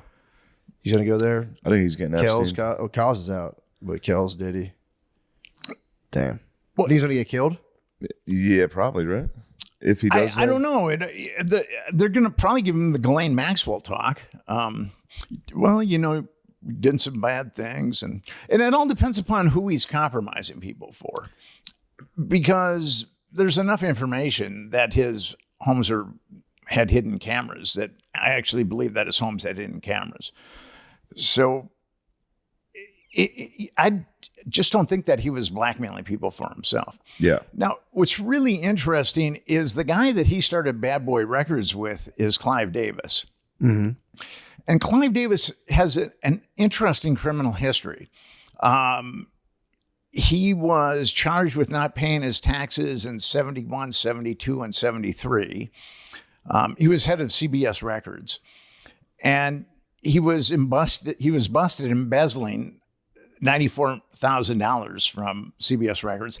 And the guy that he was using was a Genovese crime family named Pasquale Falcone. And how they intersected with, this is kind of interesting, how they intersected with Davis is Falcone was smuggling 22 pounds of heroin into the United States. And then they started looking at Falcone, and then they saw that he was doing these illegalities with Clive Davis. And then he also shelled out $250,000 for payola. That's giving kickbacks to radio stations, which is totally illegal. Yeah. But he did all these things, Clive Davis, he did all these things, and he walked. The dude never spent a day in jail.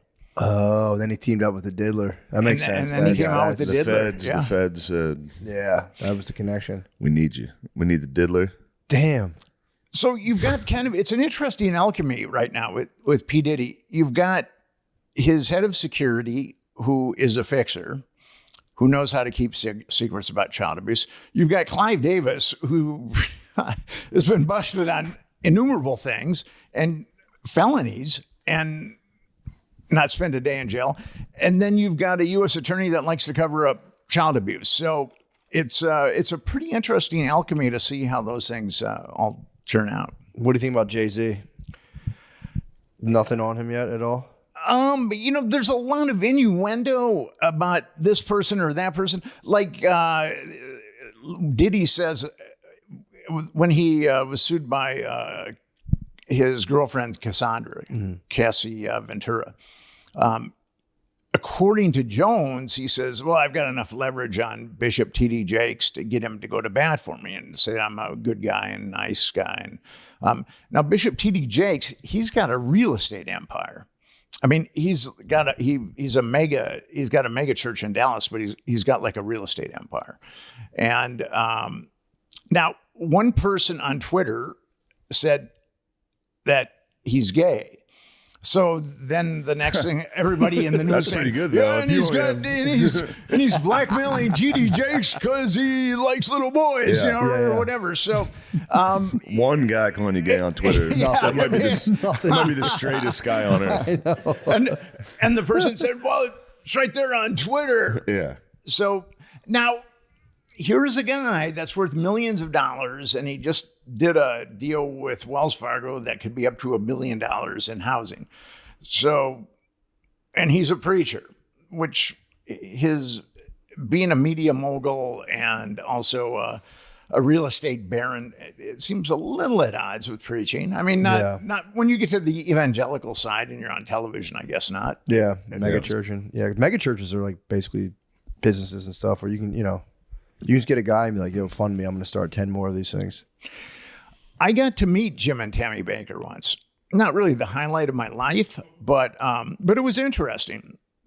A friend of mine was an Herbalife distributor, and the feds busted him. What? For what? Dispensing Herbalife, marijuana.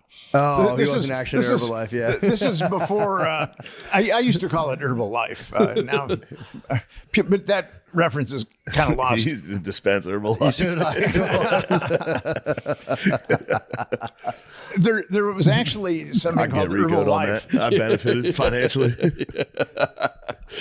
There was actually something called Herbalife, but you guys are too young to know about that. When you get old and crusty like me, there's a lot of references there. I remember Herbalife. The guys, there was this couple that would stand in the back of the church, and they had pins that said "Lose weight now, ask me how." And they would stand in the back of the church. At Catholic church? Yeah. Get them out of there. They're selling their wares. I know. I almost flip. If they had tables, I would flip the tables. But yeah, it was this couple, and they had the guy with like a skinny guy with a mustache and the lady with 80s hair, and they were just standing in the back, and they looked great. I'll be honest. They were both good. Looking pretty slender. Yeah. So a buddy of mine, Instagram. You had to just go stand in public and go, lose weight. I know secrets. There's secret drugs you can take. Everything will be better. It was just a veteran, probably. Yeah. Try crystal meth. Yeah. An herbal life together, you will lose weight. So I was visiting a buddy of mine in the federal prison in Rochester, Minnesota, which is kind of like a club fed. A lot of mafia guys end up there, and when you visit someone, at least in this prison, they put you in a little group and then they escort you across this courtyard. And I was in the same group as Tammy Faye. And she looked like, she does when she's live, she looks like maybe an Avon train wreck or something like that. I mean, she's definitely putting on her makeup with a trowel. Yeah. And I wondered why Jim Baker got, he was originally like 100 years or something. I mean, it was appealed and got knocked down, and she got nothing. But when I met them both, so I was talking to my buddy, and what they did, they were like a mega. What do they do? Well, they had a mega church, and they got arrested. Well, he got arrested for embezzling and all kinds of other things, and he was building like a born again. Damn. Yeah, there we go. There's like a secretary from the Drew Carey show. Yeah, it really is, dude.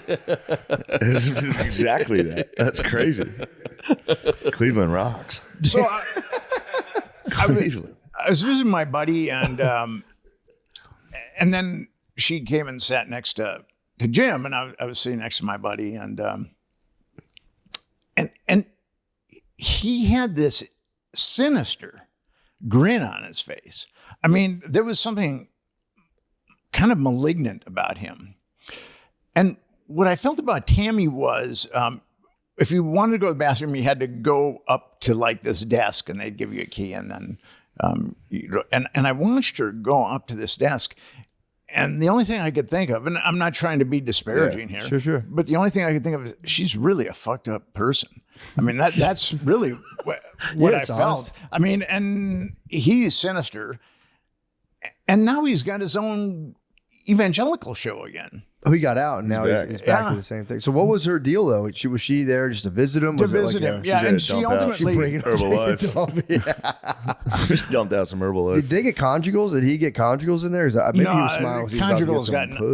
I don't think there's any more conjugals left. They don't do that anymore? Not that I'm aware of. I mean, of course, prisoners have their own conjugal thing. True. But, True that. Of a certain stripe. But... well, so Jim Bakker's got his own show now, and you would think with all that scandal, I mean, I was also told that Jim, I probably shouldn't say this because it is derogatory and defaming, but I was told that Jim spent a lot of time on his knees when he was in prison. Really? Praying. Yeah. Damn, who told you that? Some people that were that did time with him. Damn. So. Probably, I mean, his enthusiasm was probably great. True. So now that I know these... You got to take it out. Come out of this. So now that I know these things about Jim... Just anointing himself with the chrism, dude. Running around after he gets the facial. That is insane. I mean, again, I know what you're saying. You don't want to implicate yourself in any kind of negative smearing, but as just a joke, it's very funny for a mega church pastor to just be pulling it out of guys in prison. Say your name, demons. Be out. Be gone from this man. Oh, Lord. Oh. Mega church pastors get into a lot of those problems. Yeah. Yeah, they're all freaks. Yeah. It's and I feel sorry for the people that believe in them and then ultimately end up giving them tons of money. And yeah. There was an article, it was either Time or Newsweek did an article, because Jim Bakker would go out with all these prostitutes and then he would have them do stuff. And, yeah. You know, and there was one prostitute that said, you know, I've got 2 kids and I wouldn't let them near that guy. So, and here he is preaching to millions of people every Sunday. Really? She was like, he was too. I guess he's got some aberrations. Yeah, some requests. Time magazine and or Newsweek, I can't remember which one, really didn't delineate on those aberrations, but I think that we can, from the anecdote that I've told you about is stay in prison, I think we can maybe extrapolate. True. Well. Yeah. Probably some. All right, so final thoughts on the diddler? I think he's going to go down. But here's the thing. Diddy just didn't have musician friends, but he was plugged into politics, not quite like Epstein. Vote or die. But I forgot about that. He was old. Yeah, true. And he also had a lot of sports people too. So going to he had regular parties and then he had what he called freak off parties. Yeah. And it's going to be interesting to see if any other people are going to go down. And the feds can be very persuasive. I mean, they can say, Diddy, you made a lot of money. I mean, we can take it all. Yeah, true. And put you away for 1 million years, and then, or else you can go gently into that good night, and you can keep your money, and we won't arrest half your family. Damn. I wrote a book called Confessions of a DC Madam, and it was about a guy who ran a gay escort service in Washington, D.C., and there was a CIA asset that would use his escorts to frame closeted guys. It was a blackmail operation. And here's a guy, he was a mortician. That sucks. So, just being a guy fucking a gay prostitute and then be like, gotcha. And be like, fuck. We filmed you. That would feel.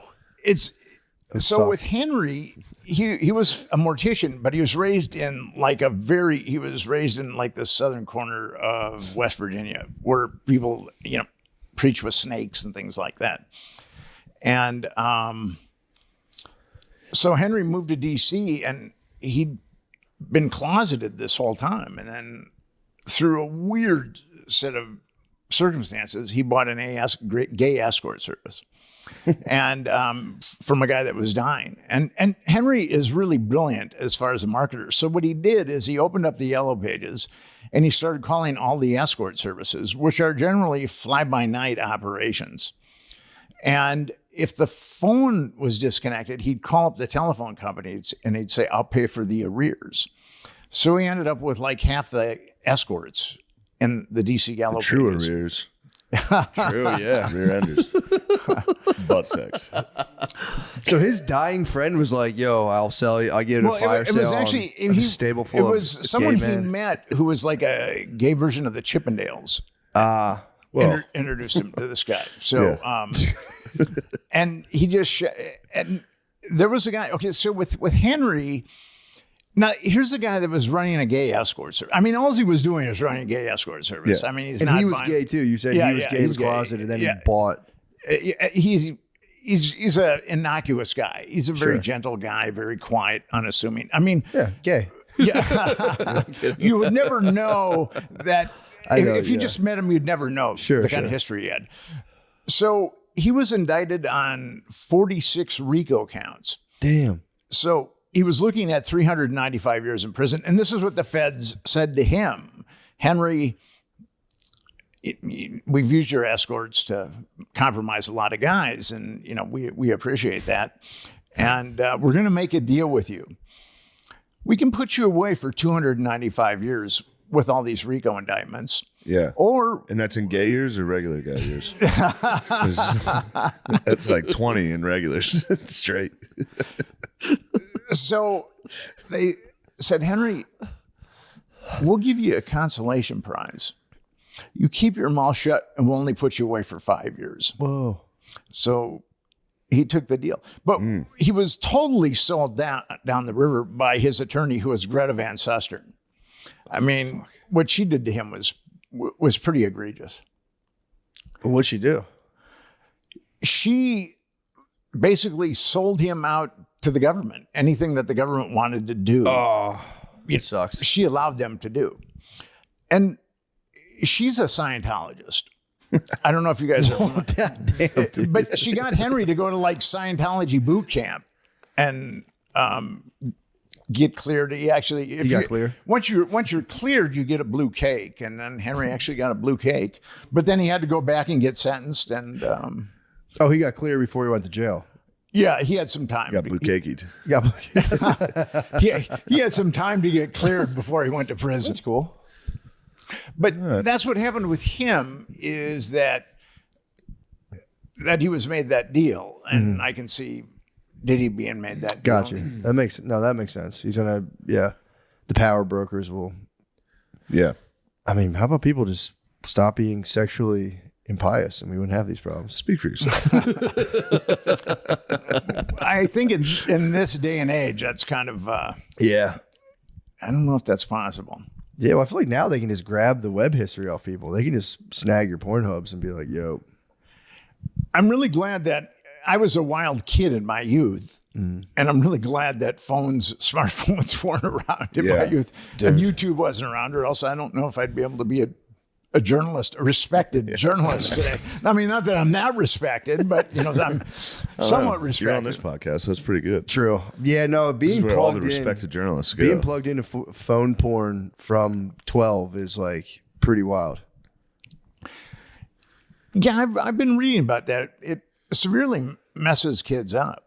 That I would think. Yeah, Gardini's young. Yeah, Gardini's victim. He's an absolute deviant. But then the thing about Pornhub is they've been busted like nearly 120 times with minors. I mean, you would think that they'd get shut down after 10 or 20 or 30 or something. Putting out vids of minors, basically?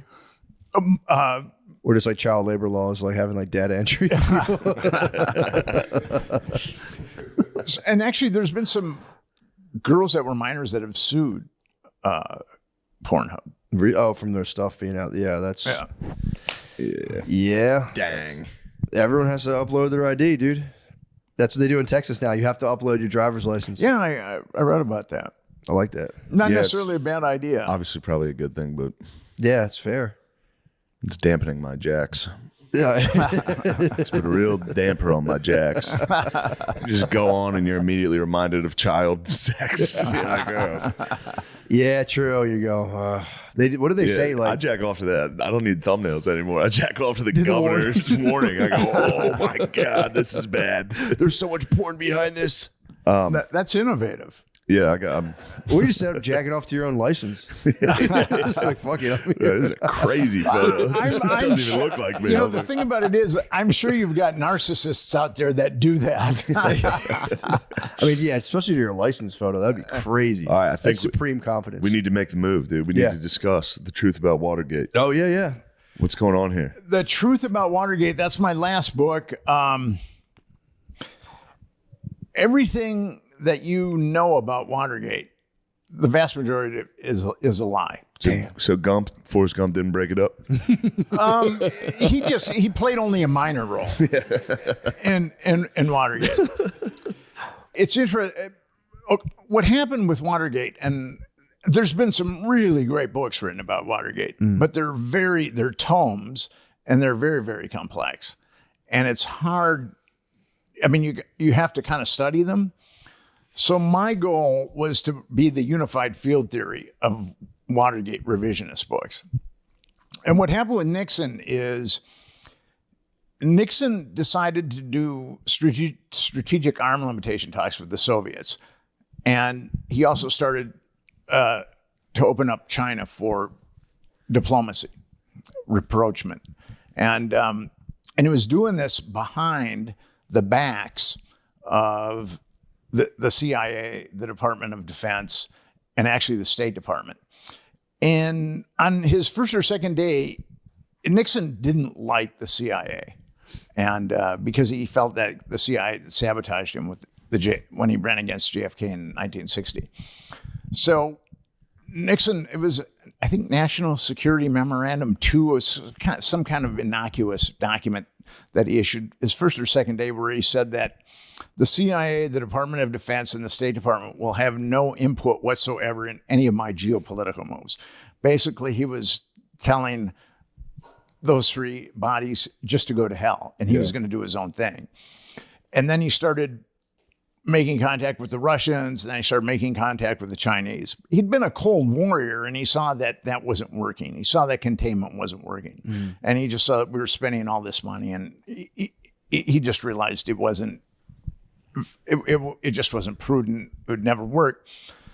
So he started to do this, and then the Joint Chiefs of Staff actually had an espionage ring against Nixon. It's called the Moore-Radford affair. Thomas Moore was head of the Joint Chiefs of Staff. He was an admiral, and they used Moore and they used Radford, who was a yeoman. That was the link between, because he was using the National Security Council. Nixon was to do all these moves, and Radford was the liaison between the Joint Chiefs and the National Security Staff. So Radford was stealing all these documents. And Alexander Haig was in on it too. And actually Haig plays a role in the demise of Nixon. So Haig was enabling Radford to steal all these documents. Who's Haig? Alexander Haig is, he's a general. He was the Joint Chiefs of, he was Nixon's chief of staff. And then he was ultimately the overall leader of NATO. Oh, I would love to see. And he's from Philadelphia. Awesome. Oh, nice. Is he really? Yeah, he's from Philadelphia. Damn. Go Birds. So the Joint Chiefs started this espionage ring against Nixon, but the Nixon administration outed the espionage ring. Oh, they found out. Yeah. So then the CIA started to infiltrate the Nixon administration, kind of like Scarface at the end of the movie, where he's double-crossed the Bolivian drug dealer and all those assassins, are coming. Okay, so that's what the CIA did to the Nixon administration.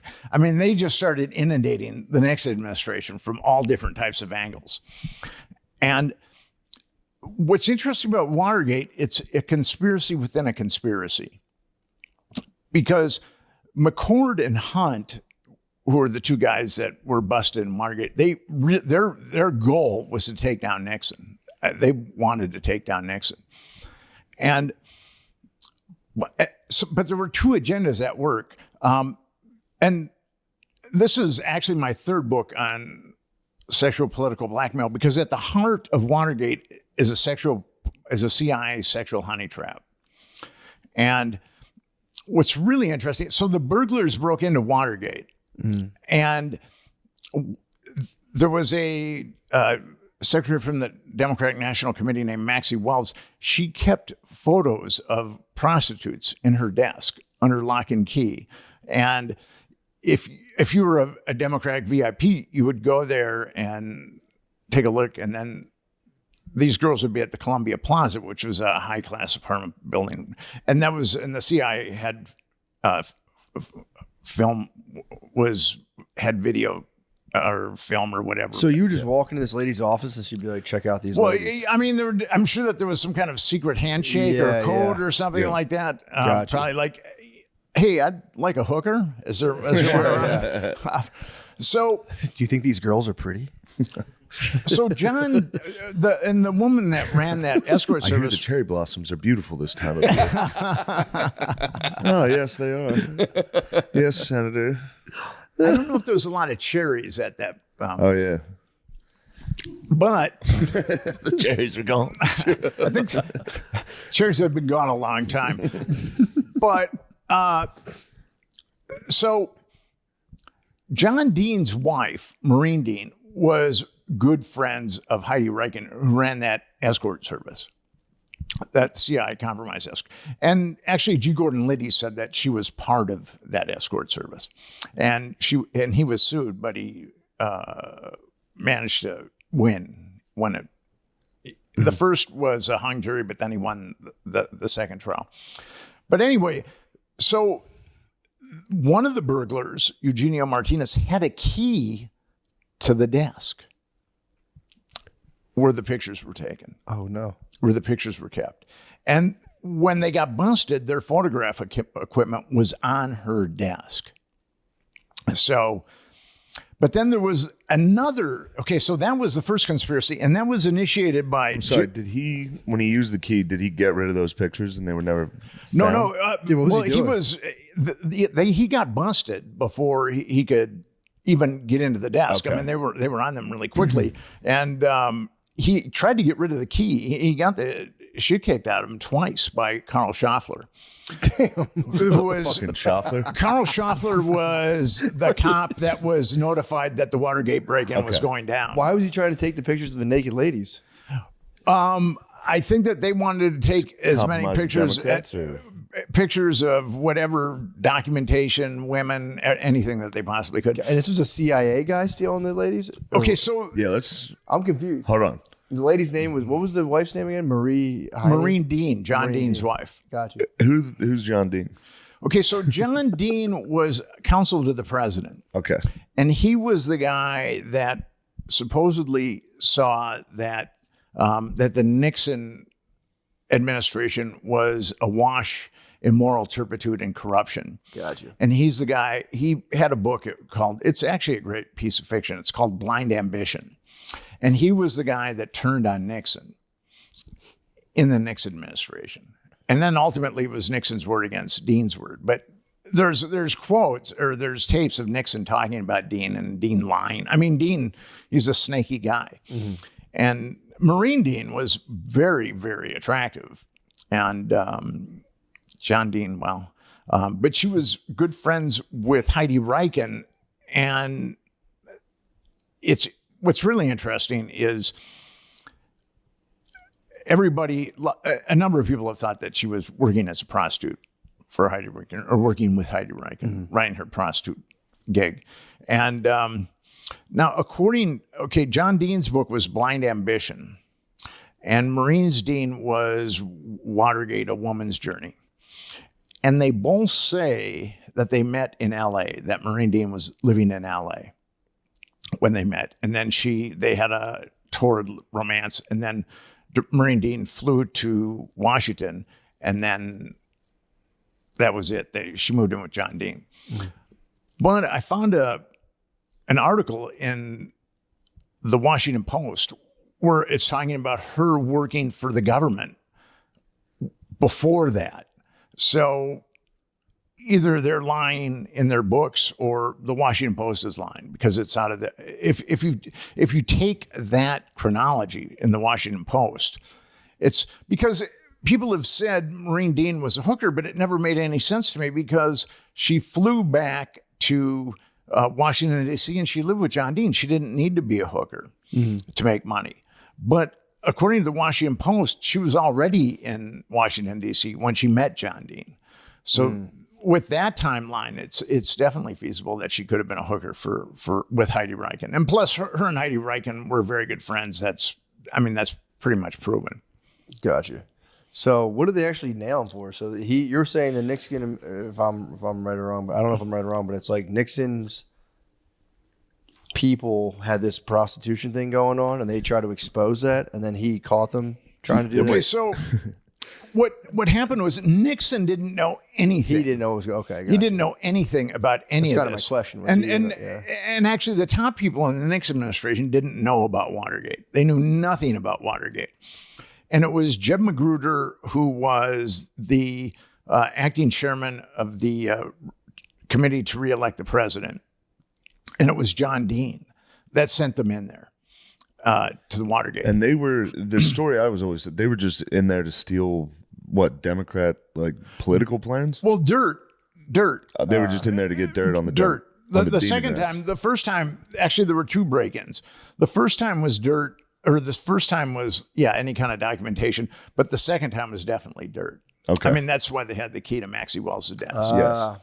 But if they were in there to get dirt, I thought they were against Nixon. Well, a lot of those guys. No, they were CIA guys. Yeah. All those guys were CIA except for G. Gordon Liddy, the crazy one, but they were all CIA.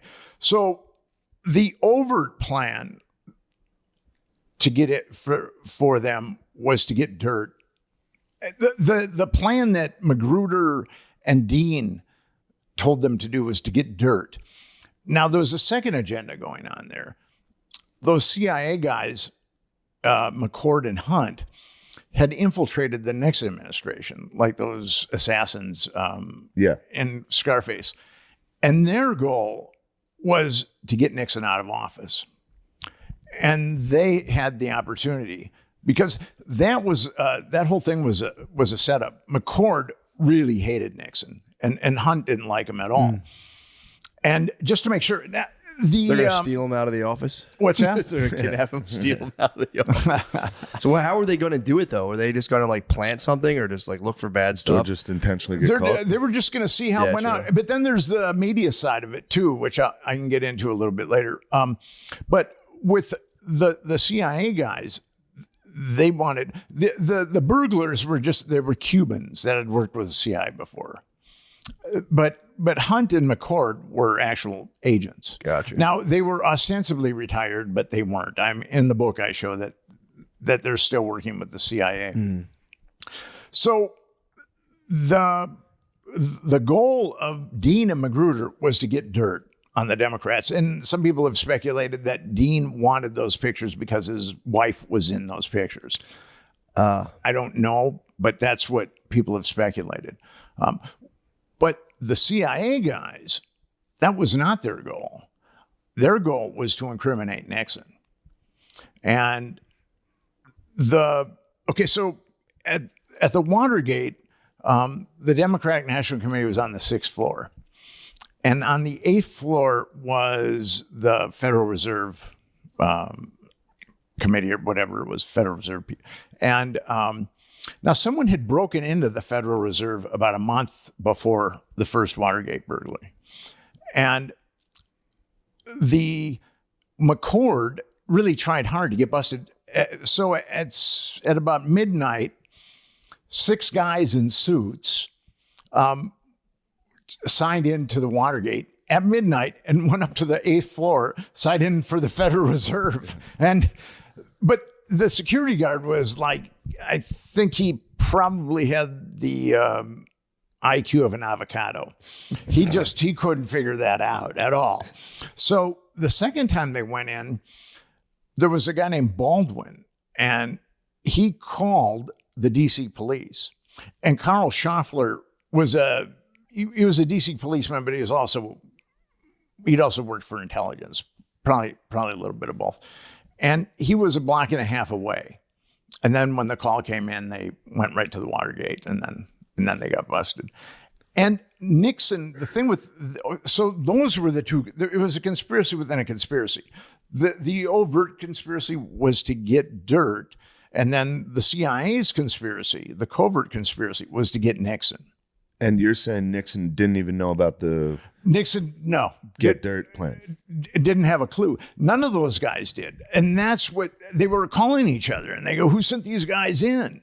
Because Nixon was way ahead of McGovern. I mean, he walloped McGovern. It was going to be probably the biggest landslide up to that point. Reagan's up till 2024. True. Why did he get in trouble for people breaking in, though? I don't understand. What's that? Why was he? So he got in trouble for something crazy. They sent Watergate was just they sent people into the Democratic committee to steal shit. That's what he got impeached for. He got blamed for that. Yeah. Gotcha. Yeah. That was the how it was portrayed. Okay, that makes sense. So and that's what Nixon left office for. It hit the fucking But what happened? What he left office for was obstruction of justice. Because Nixon, I mean, you listen to the tapes of these guys, and they're going like, "What the fuck?" Yeah. I mean, who ordered those guys to break in? Now, Magruder and Dean, who ordered them to break in, kept quiet. So those guys had no idea. Damn, so there was just like 9 burglars in the building, and everyone just Spider-Man out. But Nixon, his natural instinct was to cover it up. I mean, he didn't know why anybody broke into the office, or he didn't know some of the other crazy stuff that these guys had done. Yeah. But it was just his political instinct to cover it up. Gotcha. And that's where he got busted. Is he tried to use the CIA, and the CIA double-crossed him. He tried to use the CIA because the FBI launched this investigation, and they found leads to the Nixon administration because of Hunt and McCord. And he tried to get the CIA to play their national security guard to stop the FBI. Now, Richard Helm was head of the CIA at that point, and him and Nixon hated each other. When there would be a cabinet briefing or a National Security Council briefing, Helms was allowed to brief the cabinet members or the National Security Council, but then after that, he had to leave. Nixon had they really hated each other. Now, Richard Helms said, no, we're not going to cover it up. But then Nixon said something about the Kennedy assassination. And actually there's tapes where Nixon is grilling Helms. Who shot John? Who shot John? And so Nixon leveraged them with the Kennedy assassination. Oh, wow. And then Helms said, okay, we'll do it. But he didn't.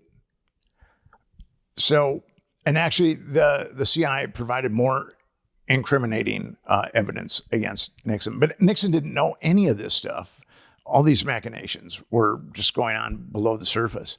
Jesus. Yeah, that's pretty cool. I had no idea. I thought he got like in trouble for like stealing stuff. I didn't know what happened. I thought he actually just stole stuff and got busted and was like, my bad. I'm not a crook, dude. Yeah, I'm not a crook. The thing is, if Dean and Magruder hadn't ordered those break-ins, then Nixon would have. That's what was tied to his, to get those pictures. And of their wives, their hot wives. Damn. They're a hot wife and they got busted. We gotta get those naked pictures of our hot prostitute wives out of there. Shit's about to go down. Yeah. well, at least they were naked adults. I mean, I got to give them that much. You know? What? They were adults. True. I mean, Yeah, true. Yeah. By today's standards, that was by was today's above standard. board. Yeah. Yeah, it was actually very nice of them. Very chivalrous. So they wanted Nixon out because he was trying to chill out on the Cold War. Well, he was befriending the communists. Yeah. And the Hawks and the CIA and the Department of Defense hated the communists. Nixon's always portrayed in like modern, every movie's in. He's like a war hawk. Like he's always like, we need to nuke them now. Yeah. Well, Meanwhile, he was trying to de-escalate. yes, big time. And he even told the Soviets that he was willing to relinquish Vietnam. Didn't it end under his administration? Yeah, Vietnam War? Yeah. Yeah. Yeah. I mean, he bombed the shit out of the Vietnamese before he did He that. gave that a shot. But Nixon is kind of split personality. So he really worked hard to do a arms deal with the Soviets because he saw the nuclear escalation. And actually, he cut the fence by 64% in his administration. And he did some positive, like OSHA, and he wanted to give health care for everybody, all Americans. He enacted some the Environmental Protection Agency. I mean, that was also a Nixon initiative. He did do some good things. Now we just look at him as evil incarnate. But but it was so. What was really interesting about this is Woodward and Bernstein were essentially the guys that the two reporters that brought him down, and they're the most pathological liars of probably anybody in the entire Watergate saga. It's really interesting. And Ben Bradley was the editor of the Washington Post, and he was a CIA guy too. So, and Woodward was also a CIA guy. Bernstein just wanted money for nothing and chicks for free.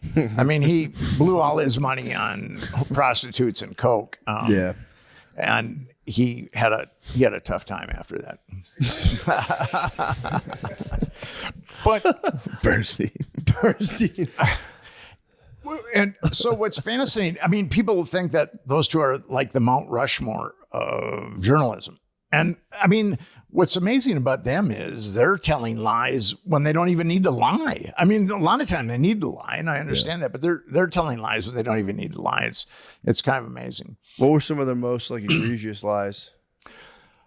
Deep Throat. Okay, Deep Throat was the guy that gave Woodward all the dirt on Nixon to take him down. Mm-hmm. Now, why did he call himself Deep Throat, by the way? What's that? Why did he call That himself was Deep back Throat? before it was really fucking. It really was. I remember even as a kid being like, "Why did they call him Deep Throat?" I don't like that. Didn't they make a porn right away? That like popularized. Did it really? That being like that's that's sexual. Deep Throat. Yeah. There was a very popular porn movie called Deep Throat, and that's what Woodward. Oh, he just named himself after it. That's pretty sick. Oh, he named himself after it. Well, he named his source Deep Throat. Oh, okay. Was the porn out before he named it Deep Throat? The porn Throat? was out, and then there was a Supreme Court battle over it, and then the porn, and then it was back in. I believe by the time. My political name would have to be Thick Latina Mommies. The source, Thick Latina Mommy, is here. He's here to give us all his secrets. Amateur Latino Mommies. Stepmom Stuck is here. Yes, the dossier. So he named himself. Girlfriend Experience is here. He named himself after a porn. That's crazy. All right, No, he didn't. Woodward named him. He named him after his favorite porn. Fucking sick ass. That's crazy. That's fucked up. If I was Deep Throat, I'd be like, what the fuck? Because he was briefing other agents. They'd be like, my source, Deep Throat. Like, all right, dude. Yeah, Deep Throat hid his identity, right? So Totally hid his identity. You can't be like, dude, stop calling me Deep Throat. You just have to be like, fuck, I'm Deep Throat now. But if you briefed all the other guys, you'd be like, well, Deep Throat. They'd be reading the thing like, dude, can you stop calling him Deep Throat, please? Mr. Blue is fine. Yeah, Mr. Blue works. But they rolled out a guy named Mark Felt who was severely impaired by Alzheimer's and said this was Deep Throat. Yes. And actually, I think Deep Throat was a composite. I think that Woodward was getting. I mean, Woodward's tapped into intelligence. He was naval intelligence. Okay, so I'm sorry, for everybody that's not familiar with Watergate, Deep Throat was Woodward's inside source on all the stuff that broke to the Washington Post. Yeah. Okay. So Woodward said that he had this elaborate system that he'd contact Deep Throat, that he would move this flower pot on his balcony. Okay, so his apartment faced a courtyard. So Deep Throat couldn't have just driven by and seen the balcony. He would have to go behind the parking lot. And here's where it really gets problematic. If Mark Felt was fired 6 months before the most incriminating stuff on Nixon came out, the tapes. And so he, according to Woodward's, I mean, no one said this, but he was driving in from Virginia every day, going behind Woodward's building and looking up. Yeah. It's total bullshit. I mean, it's, Yeah. And there was never, and they never even found the identity of, so that seems kind of weird to me, to be a journalist and be like, I have a secret source. Yeah. And then write it as fact. Yes. That seems outrageous. You can literally make anything up and say, I have a secret source. And especially, I mean, with all the lies that I catch them in. And then it's kind of interesting, if Deep Throat ostensibly wanted to contact Woodward, he would take the New York Times and then he'd put the time, a clock on whatever page, and then the paper would be delivered to Woodward. But the problem is, all the New York Times that went to that particular apartment building were just put in a pile. Yeah. they weren't. They weren't put in front of Woodward's door. So the whole thing about Woodward is, and what happened was, as Watergate started taking a toll on the Nixon administration, he had to start firing people. He fired his chief of staff, Haldeman. He fired his domestic czar, John Ehrlichman. He had to fire his attorney general, Richard Kleindienst. And Alexander Haig was such a great shapeshifter. He had been in that administration because he'd worked for Nixon, or worked for Kissinger at the National Security Council.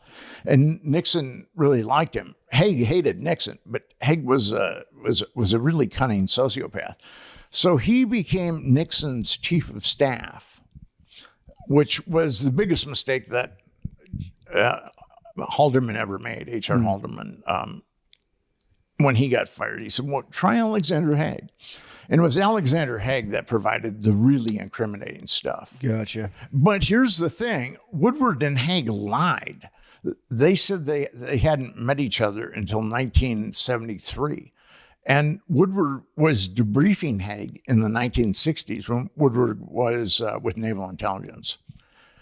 So that... Woodward was Naval Intelligence before he became a journalist? Yeah. And here's what... Free Nixon, bro. Yeah, true. So what's interesting is, and I'll tell you just how crazy the Woodward story is. So Woodward, he graduates from Yale, and he's accepted to Harvard Law School. And then he ostensibly goes to the Washington Post after he's been accepted to Harvard Law School and says, I'd really like to be a reporter. I tell you what, I'm gonna, how about if I write for you guys for 2 weeks? And then if you don't like it, you don't even have to pay me. And if you don't like it, then I'll leave.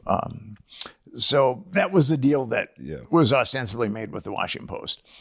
And then they put him, ultimately he ended up in the AAA system of the Washington Post in a weekly in Maryland. And he drove a Carmen Ghia. He lived in a very nice apartment. There's no way that he could, and I demonstrate this in the book, there's no way that he could have paid. Woodward was definitely a spy at that point. Yeah, I get what you're saying. There's no way he was making that And money. then the Washington Post brought him back. And then 9 months later, he and Bernstein broke open Watergate. Yeah, that's kind of weird.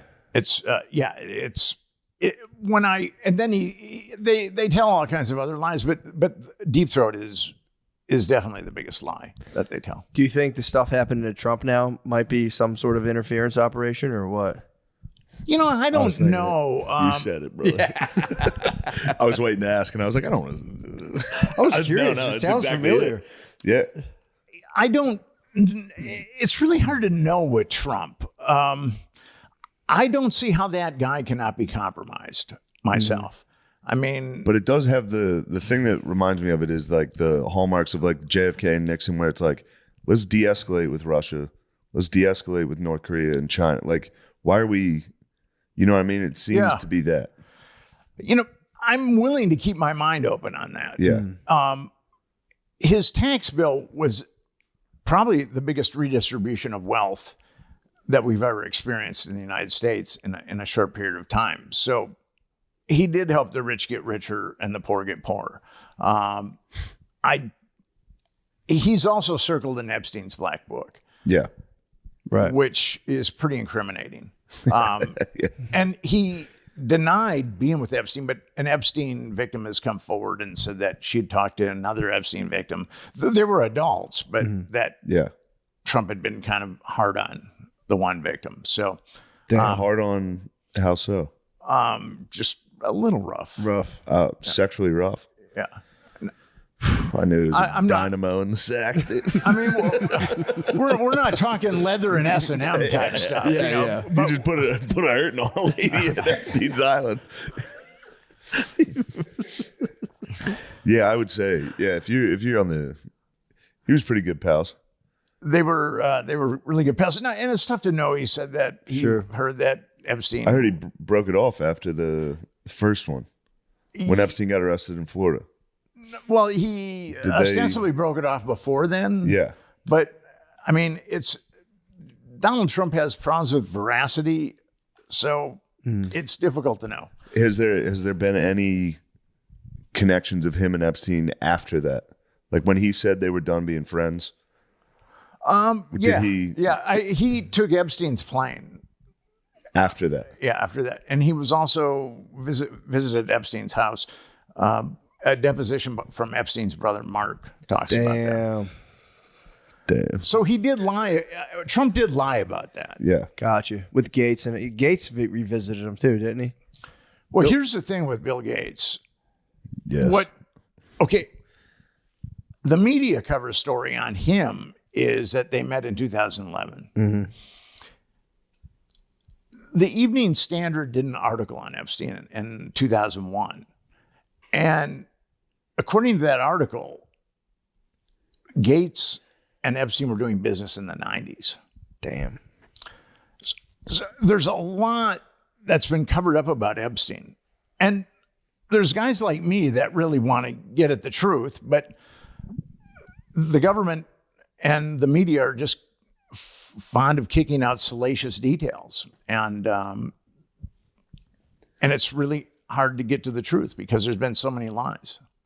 But when I think about Trump being prosecuted or persecuted, I do think about Nixon being persecuted. I believe, here's the thing with Nixon. He wanted to de-escalate the arms race. He wanted to open up China so he could use China against Russia.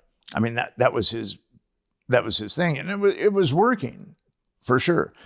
But then he backed Pinochet, who was a genocidal dictator. He backed Suharto, who was a genocidal dictator, and then Pol Pot. The Chinese were down with Pol Pot, and he wanted to appease the Chinese, so he tacitly backed Pol Pot. But was that CIA doing that, or that was him? That was Nixon. Okay. Yeah.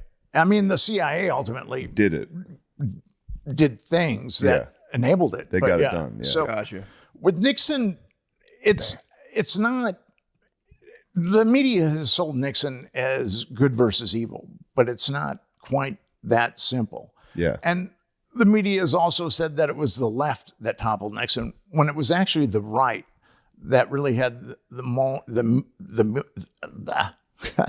the means, motive, and opportunity. Yeah. Initially. I mean, eventually the left got involved, but after the right had inflicted a tremendous amount of damage on him.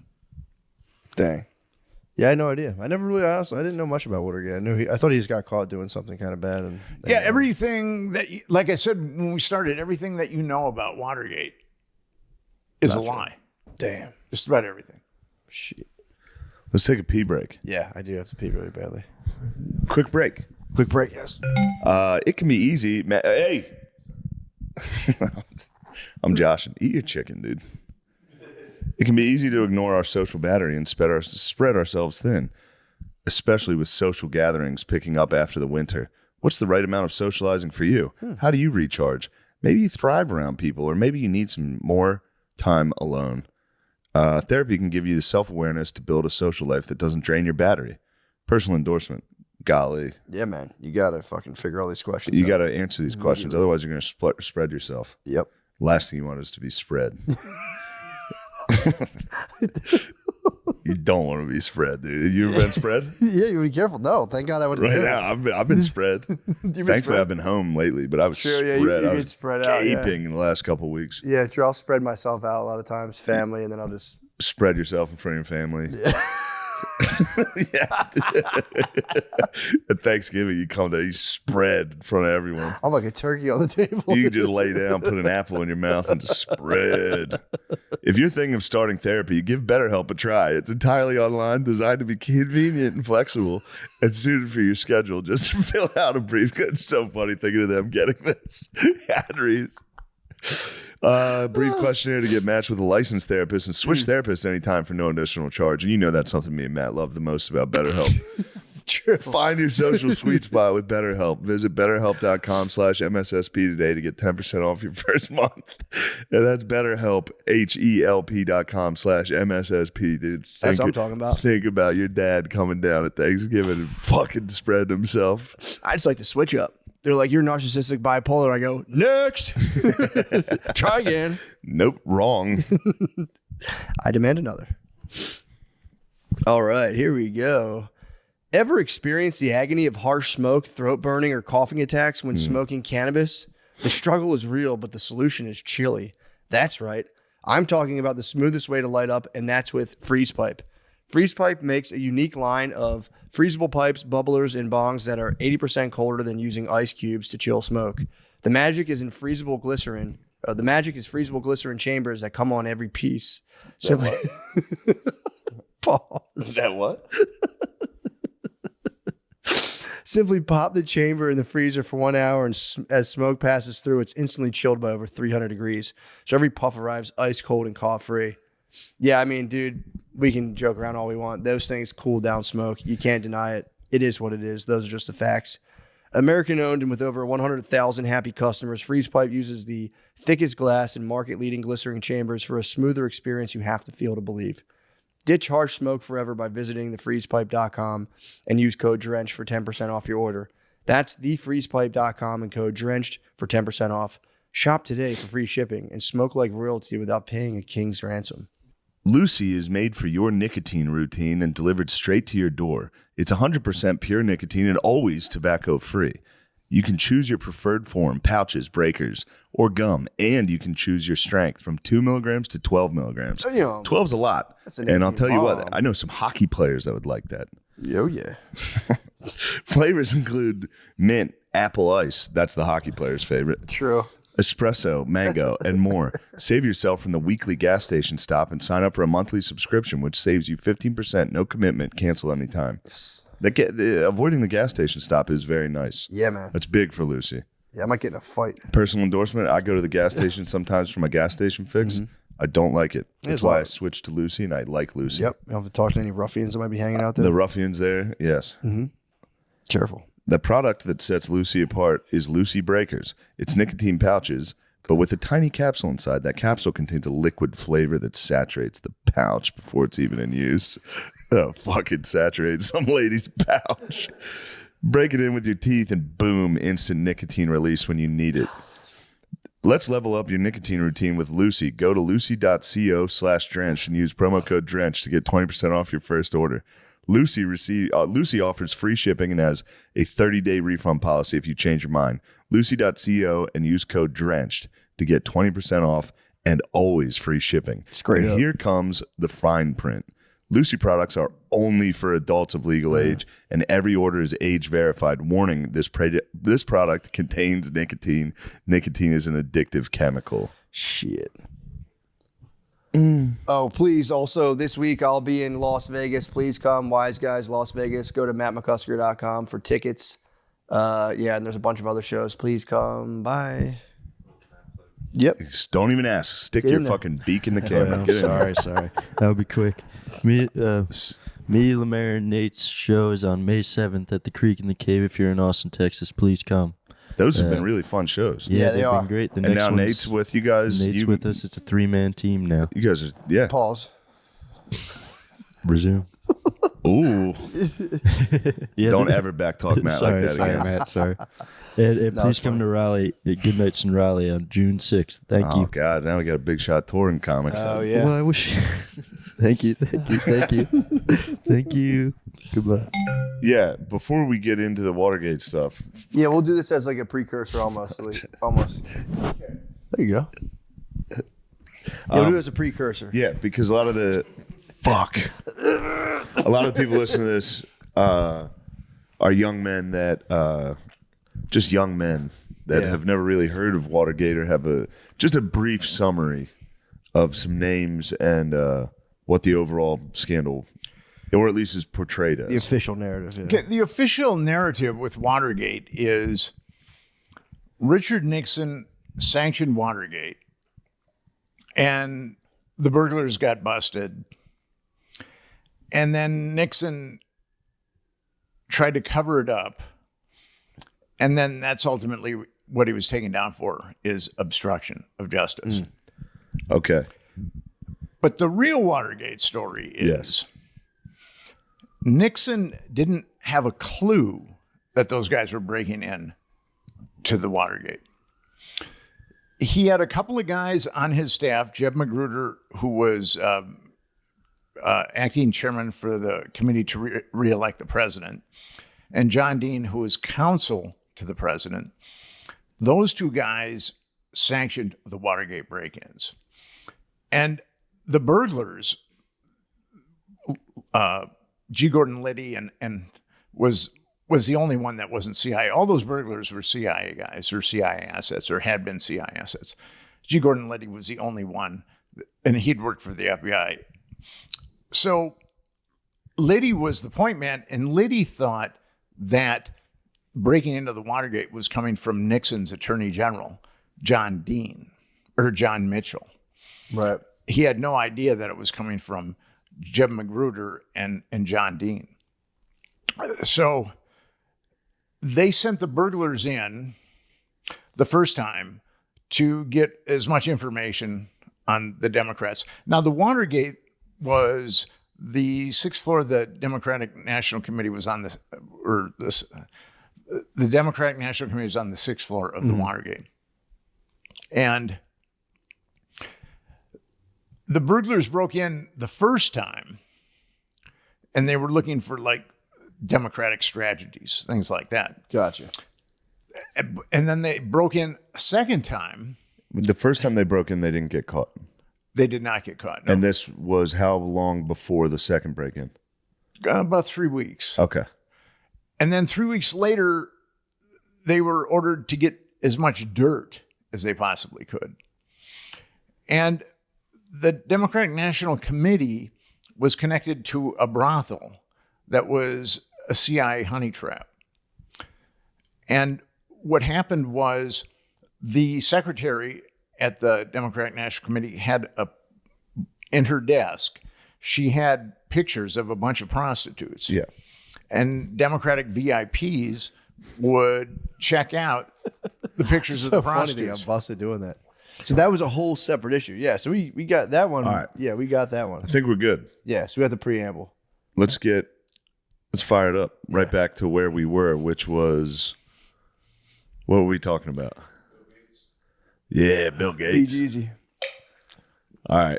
we just got done talking about Bill Gates' connection with Epstein back in the 90s. Yeah. What bothers me about Gates, have you guys ever tried to get a hold of a human if you've had a problem with Word? Oh, it's the worst, dude. Or, you know what happened one time? What happens is they'll do a thing where you'll just, like, an Indian guy will just take over your computer.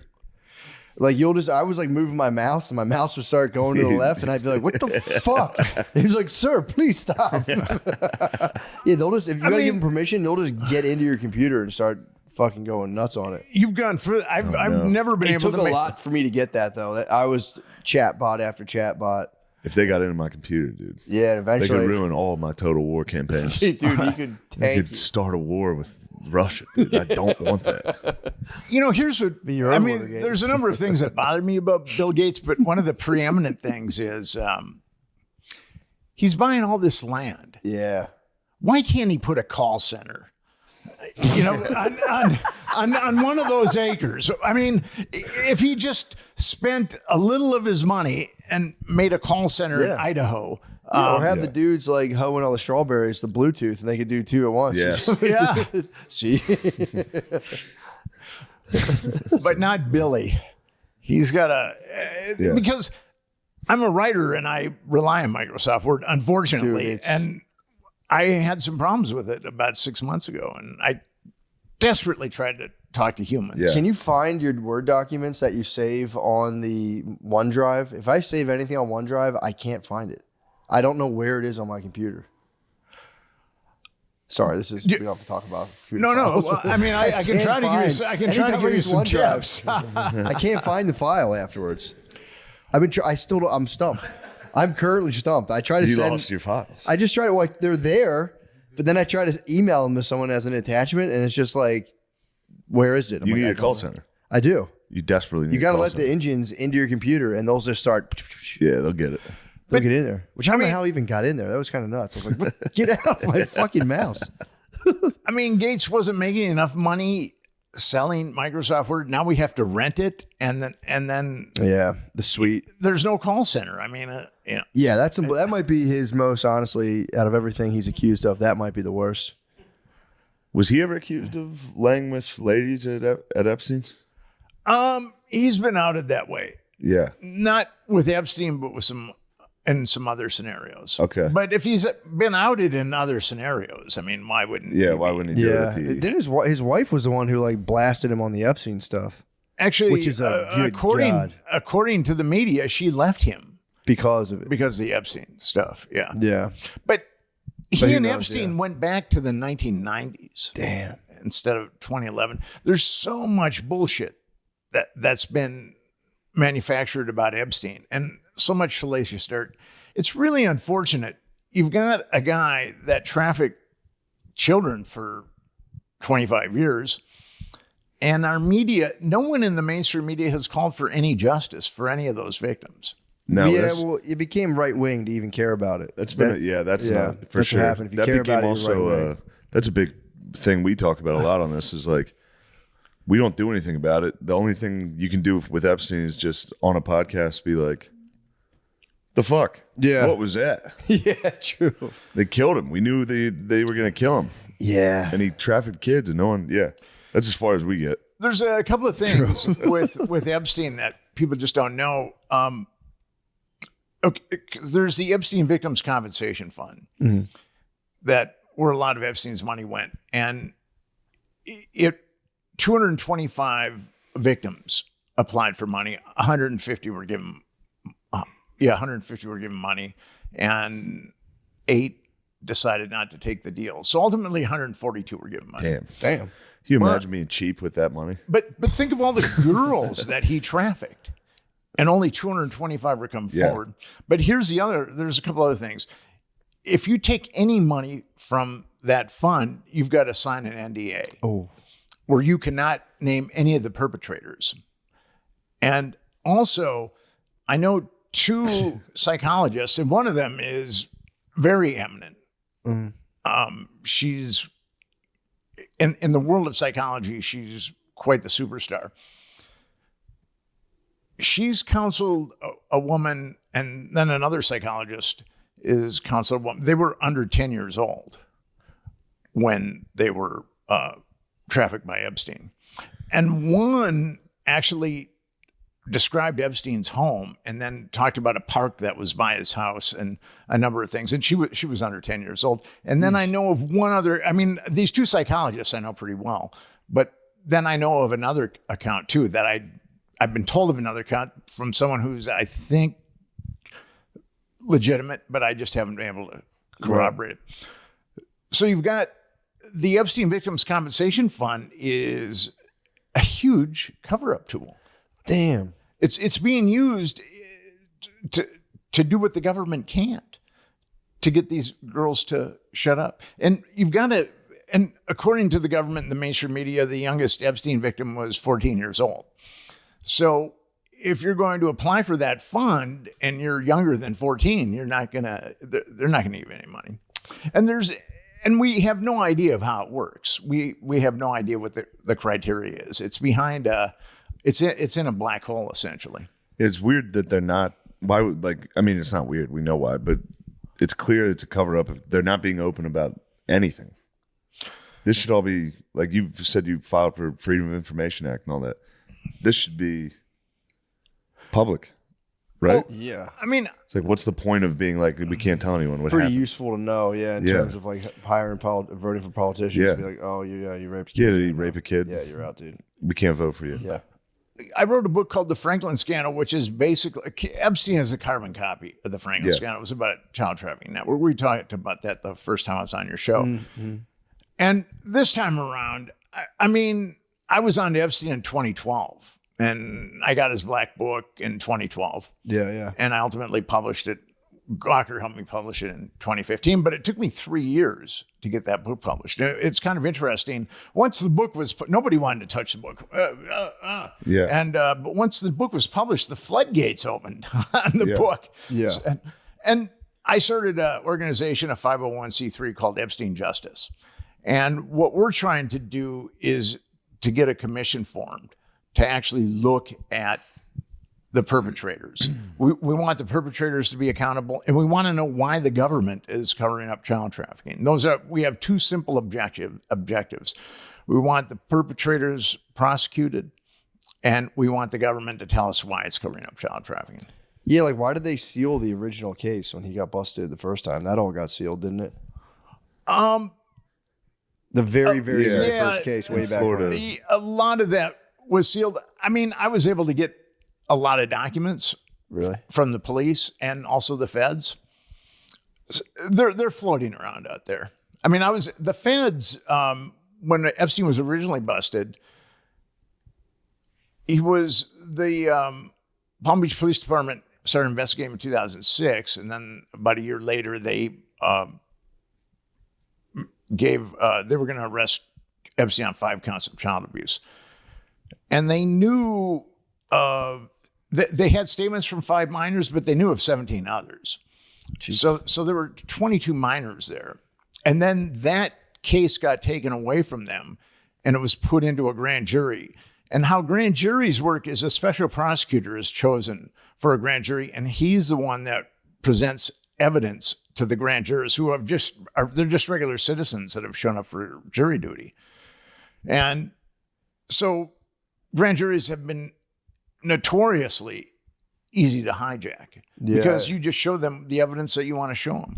So although, and the special prosecutor for the Florida grand jury, Barry Kirshner, he called one victim and skewered her, even though he knew about 22, even though law enforcement. Now, when it went to the feds, they had a list, and I've got that list of over 30 victims. And they didn't indict Epstein on 1 count of child abuse. Jesus. And it's interesting, a lot of your listeners might know this, but Alexander Acosta was the U.S. attorney for the Southern District of Florida. And he became Trump's labor secretary. And when the Trump administration was vetting him, they asked him why he went so light on Epstein. And he said, I was told that Epstein was intelligence and it was above my pay grade. He actually said that, and he's never denied saying that. What? Yeah, he said that. Shit. That's so crazy. unfortunately, there's a rogue element of our intelligence that blackmails people. And it happened in Watergate. It happened in the Franklin scandal. And then it happened with Confessions of a DC Madam. So this is actually, Watergate's actually my third book on CIA sexual blackmail. And I don't really want to write another one at this point. I mean, I'm kind of done now. Yeah. I think I'm going to start writing about fishing. That'd be nice. Fishing and picnics. Fantasy would be nice, like fantasy novel would be nice. I think my mind is probably too dark for that, but given what I've exposed it to the last, I've been at this for 22 years, so yeah, it's been kind of a slog. But Epstein justice, every American knows that something is wrong with the Epstein case. Yeah. There's three. If you've got a pathology, there's three ways. There's three phases. There's awareness. There's acceptance. There's action. And now we're at the point where Americans have to accept that the government covered this up. And then at that point, and that's a jumping off point for action. Yeah, that's true. Yeah, nobody believed that he could. I think you got to be pretty entrenched in like the TV news to be like, no, the police were going to arrest him and penalize him, and he killed himself. It's like, I don't know, man. Yeah. he did pick a convenient time to kill himself. True. Yeah. When the guards left and the cameras turned off. And he got depressed. And he's like, And he what's got the sad. point? What the fuck? He missed the guards. and then his serial killer cellmate was taken out. Yeah. And Damn, he had a cellmate? I didn't even know that. what's that? He was bunking up with the guy? Yeah, with the guy that had killed multiple people. I think maybe the Bureau of Prisons was hoping that. Yeah, that guy would get it done. I mean, they're in pretty close. You're in pretty close proximity with a multiple killer. You know, multiple. They're probably shaking his cage, rattling his cage, trying to get every day at lunch, be like, yeah, "Fuck you, pussy! You won't do it. You won't fucking kill anyone ever again. You're soft, bitch. Here, take this knife." That's crazy. Yeah, he was there with a serial killer. It's this guy was a former police officer who'd killed some people. Yeah, those guys go rogue, dude. Yeah, it's. I don't know if you could call him a serial. I don't know. A serial killer. I think he killed He was like a three killer. people. Yeah, he was a We killer. got one here right now. In I Austin. heard Austin, about the really? Austin killer. Yeah. Yeah. I think they found 2 bodies like last week. Mm-hmm. No one cares because apparently it's gay guys. So everyone's going, it doesn't matter. They suspect he's gay because he only kills like young adult males Oh, that okay. leave like bars on Rainy Street. And that's where you frequent. That's not where I frequent. Careful, Sean. Sean, be careful. I'll catch him. You might catch him. You might, with I'll your lure wrestling him background. in, yeah, and I'll catch him. Did you ever hear about the Pin his Bring lake? him to justice. My friend was telling me this weekend there's a lake in somewhere in Georgia called like not Rainier, some sort of lake where apparently it had something to do with like the slave trade back in the day and blah blah blah. But all these like younger kids will be partying on the lake and they just go under. And they'll ask their friends like, was your friend like hammered? Like, nah, I look fine. So there's the local lore that like there's these ghosts of slaves that are just like pulling down white partiers. Oh, wow. Yeah, dude, I heard about that. I was like, damn, that's so scary. That's very scary. The ghosts Get of your ass down. Get your ass down here, motherfucker. Better work on your breaststroke. Yeah, true. Yeah, true. Now this is racist, but you'd think you'd be able to outswim. You think that's white's territory. You go, oh, we're in the water now, dude. You've entered the white's domain. You've had your 5th white claw. You're like, whoa. Yeah, that's a tough way to go. Come here, boy. A ghoul. You're on a paddleboard. You're like, get off me. Oh, shit.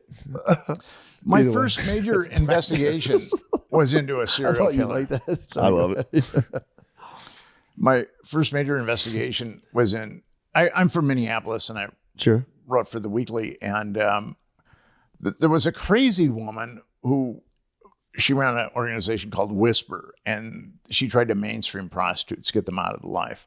But she was so crazy that it was hard to listen to her, and she was saying that there's serial killer killing prostitutes, but nobody really listened to her because she was so crazy. And then I decided, well, I'm going to look into this. And I was able to find, I think it was like 46 women, mostly prostitutes, that have been stabbed, strangled, or beaten to death in the previous 8 years.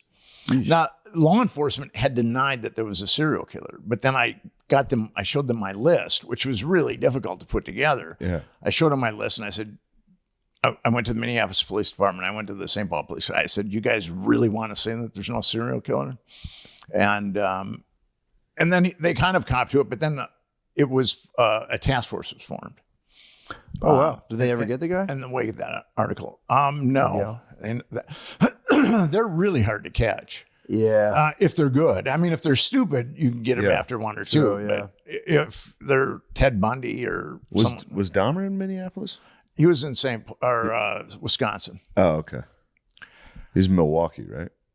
Yeah, I can remember I was at this really nice little island in Lake Superior called Madeline Island. And the guys that I was staying with, they don't have like televisions or radios or anything. I mean, it's pretty rustic, and it's really cool to do a lot of it. There's berry picking and fishing, all kinds of stuff. It's awesome. Berry picking's nice. I did it this year. It's very relaxing. Picked blueberries. It was fantastic. It's we were definitely picking blueberries. That's nice. It was awesome. And I came back to civilization, and I stopped off at a diner, and that's when Jeffrey Dahmer had been outed. And I was reading the newspaper, and I thought to myself, welcome back to civilization. Yeah. Yeah. It's cannibal. But the FBI says that there's like 50 of them at any given time in the United States. 50 serial killers kicking around? But I think that it's probably closer to 200. Jesus Christ. It's kind of interesting. Our culture, I mean, serial killers are in all cultures, but our culture seems to mass produce them more than other countries. Yeah. That is interesting. Well, what would be your insights into that? About why we have more serial killers? Yeah. Because we're number one. True. We're the best. We're Yeah, the we best are at the literally best. everything. School shooters. Yeah, we are the best. We're number one. Do we? So we definitely have the most serial. Like how far is our lead? I think Japan covers them up. I think Asia covers them up and says, no, there's no murders here. Yeah. I think we got quite the head start. If it's a 50-yard dash. We celebrate ours. They hide theirs. It's True. There was Russia gets after it, don't they? I think there's a lot of that Russian Russian Chikatilo who killed in excess of like 100 people. The guy here is, and he's putting them all in Lady Bird. He puts all the bodies in the same spot. Really? I mean, that should. The cops just go and let's set up let's get some fucking True. trail cams out there. Yeah. It's not that you guys don't even have to wait outside. Just put a camera up. Yeah, right by the lake. Go, who's dumping sweet gardinis into the Lady Bird lake? He's looking at the camera. Party boys. Yeah. Fuck. Yeah. They got me. Yeah, that shit creeps me out. You would think that if they knew where he's dumping them, You would think. that would be It'd be kind of easy. put a camera there. And What is it? The United States apparently has had 3,615 total serial killers. Second place is Russia with 196. Damn. We're the best. that's quite a lead. Yeah. I think that also could do with be law enforcement here. Catching. At least investigating. I think if you're, and this is starting in what, like the 60s, 70s is when serial killers started getting rowdy? Yeah, I mean, they were happening before then. But Yeah.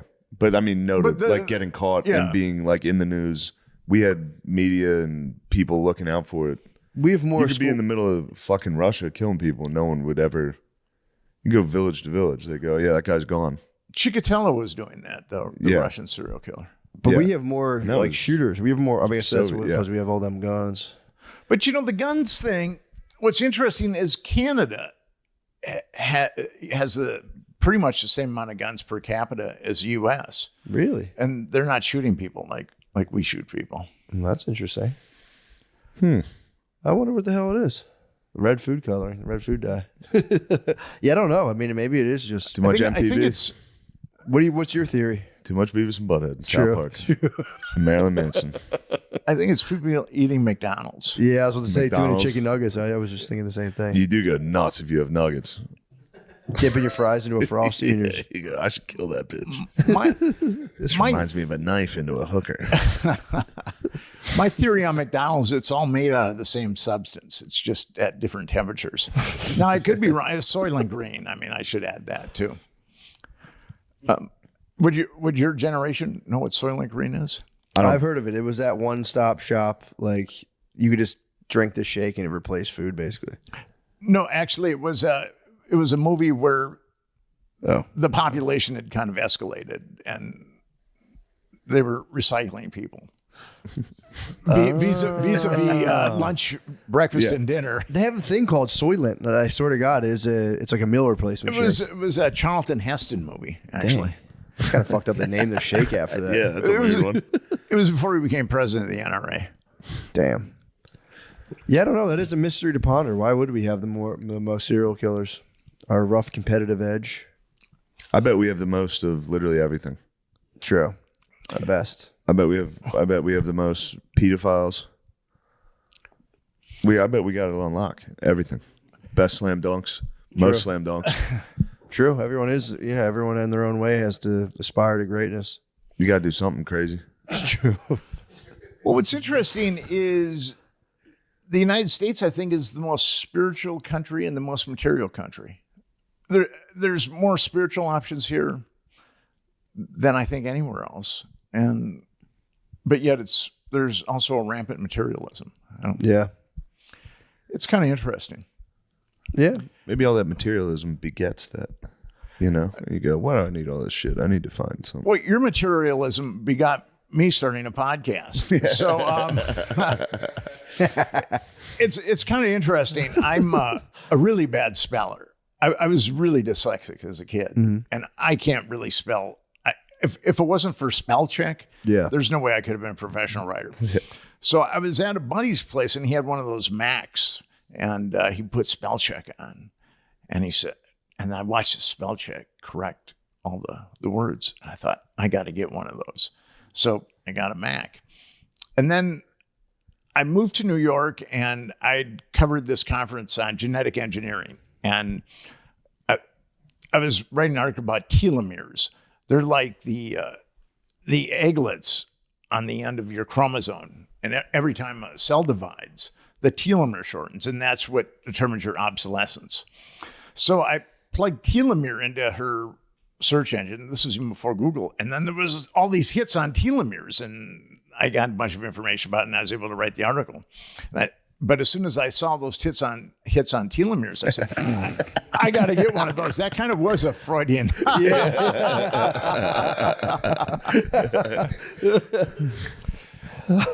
And then I did your tits. And then I did your podcast, and you told me how much money you make, and I said, I got to get one of those. You saw our tits. You saw our sweet tits. Hell yeah. Well, man. let's get some closing arguments here. What are you thinking about? What do you want to close on? Watergate, Epstein, future of the country. I would say your listeners go to Epstein Justice and check us out. And, it'd be helpful if you bought my Watergate book. Actually, it'd be helpful if you bought any of my books. And it's good to be back with you guys. Yeah, hell yeah, man. Thanks for coming. Thank you. Man. Awesome.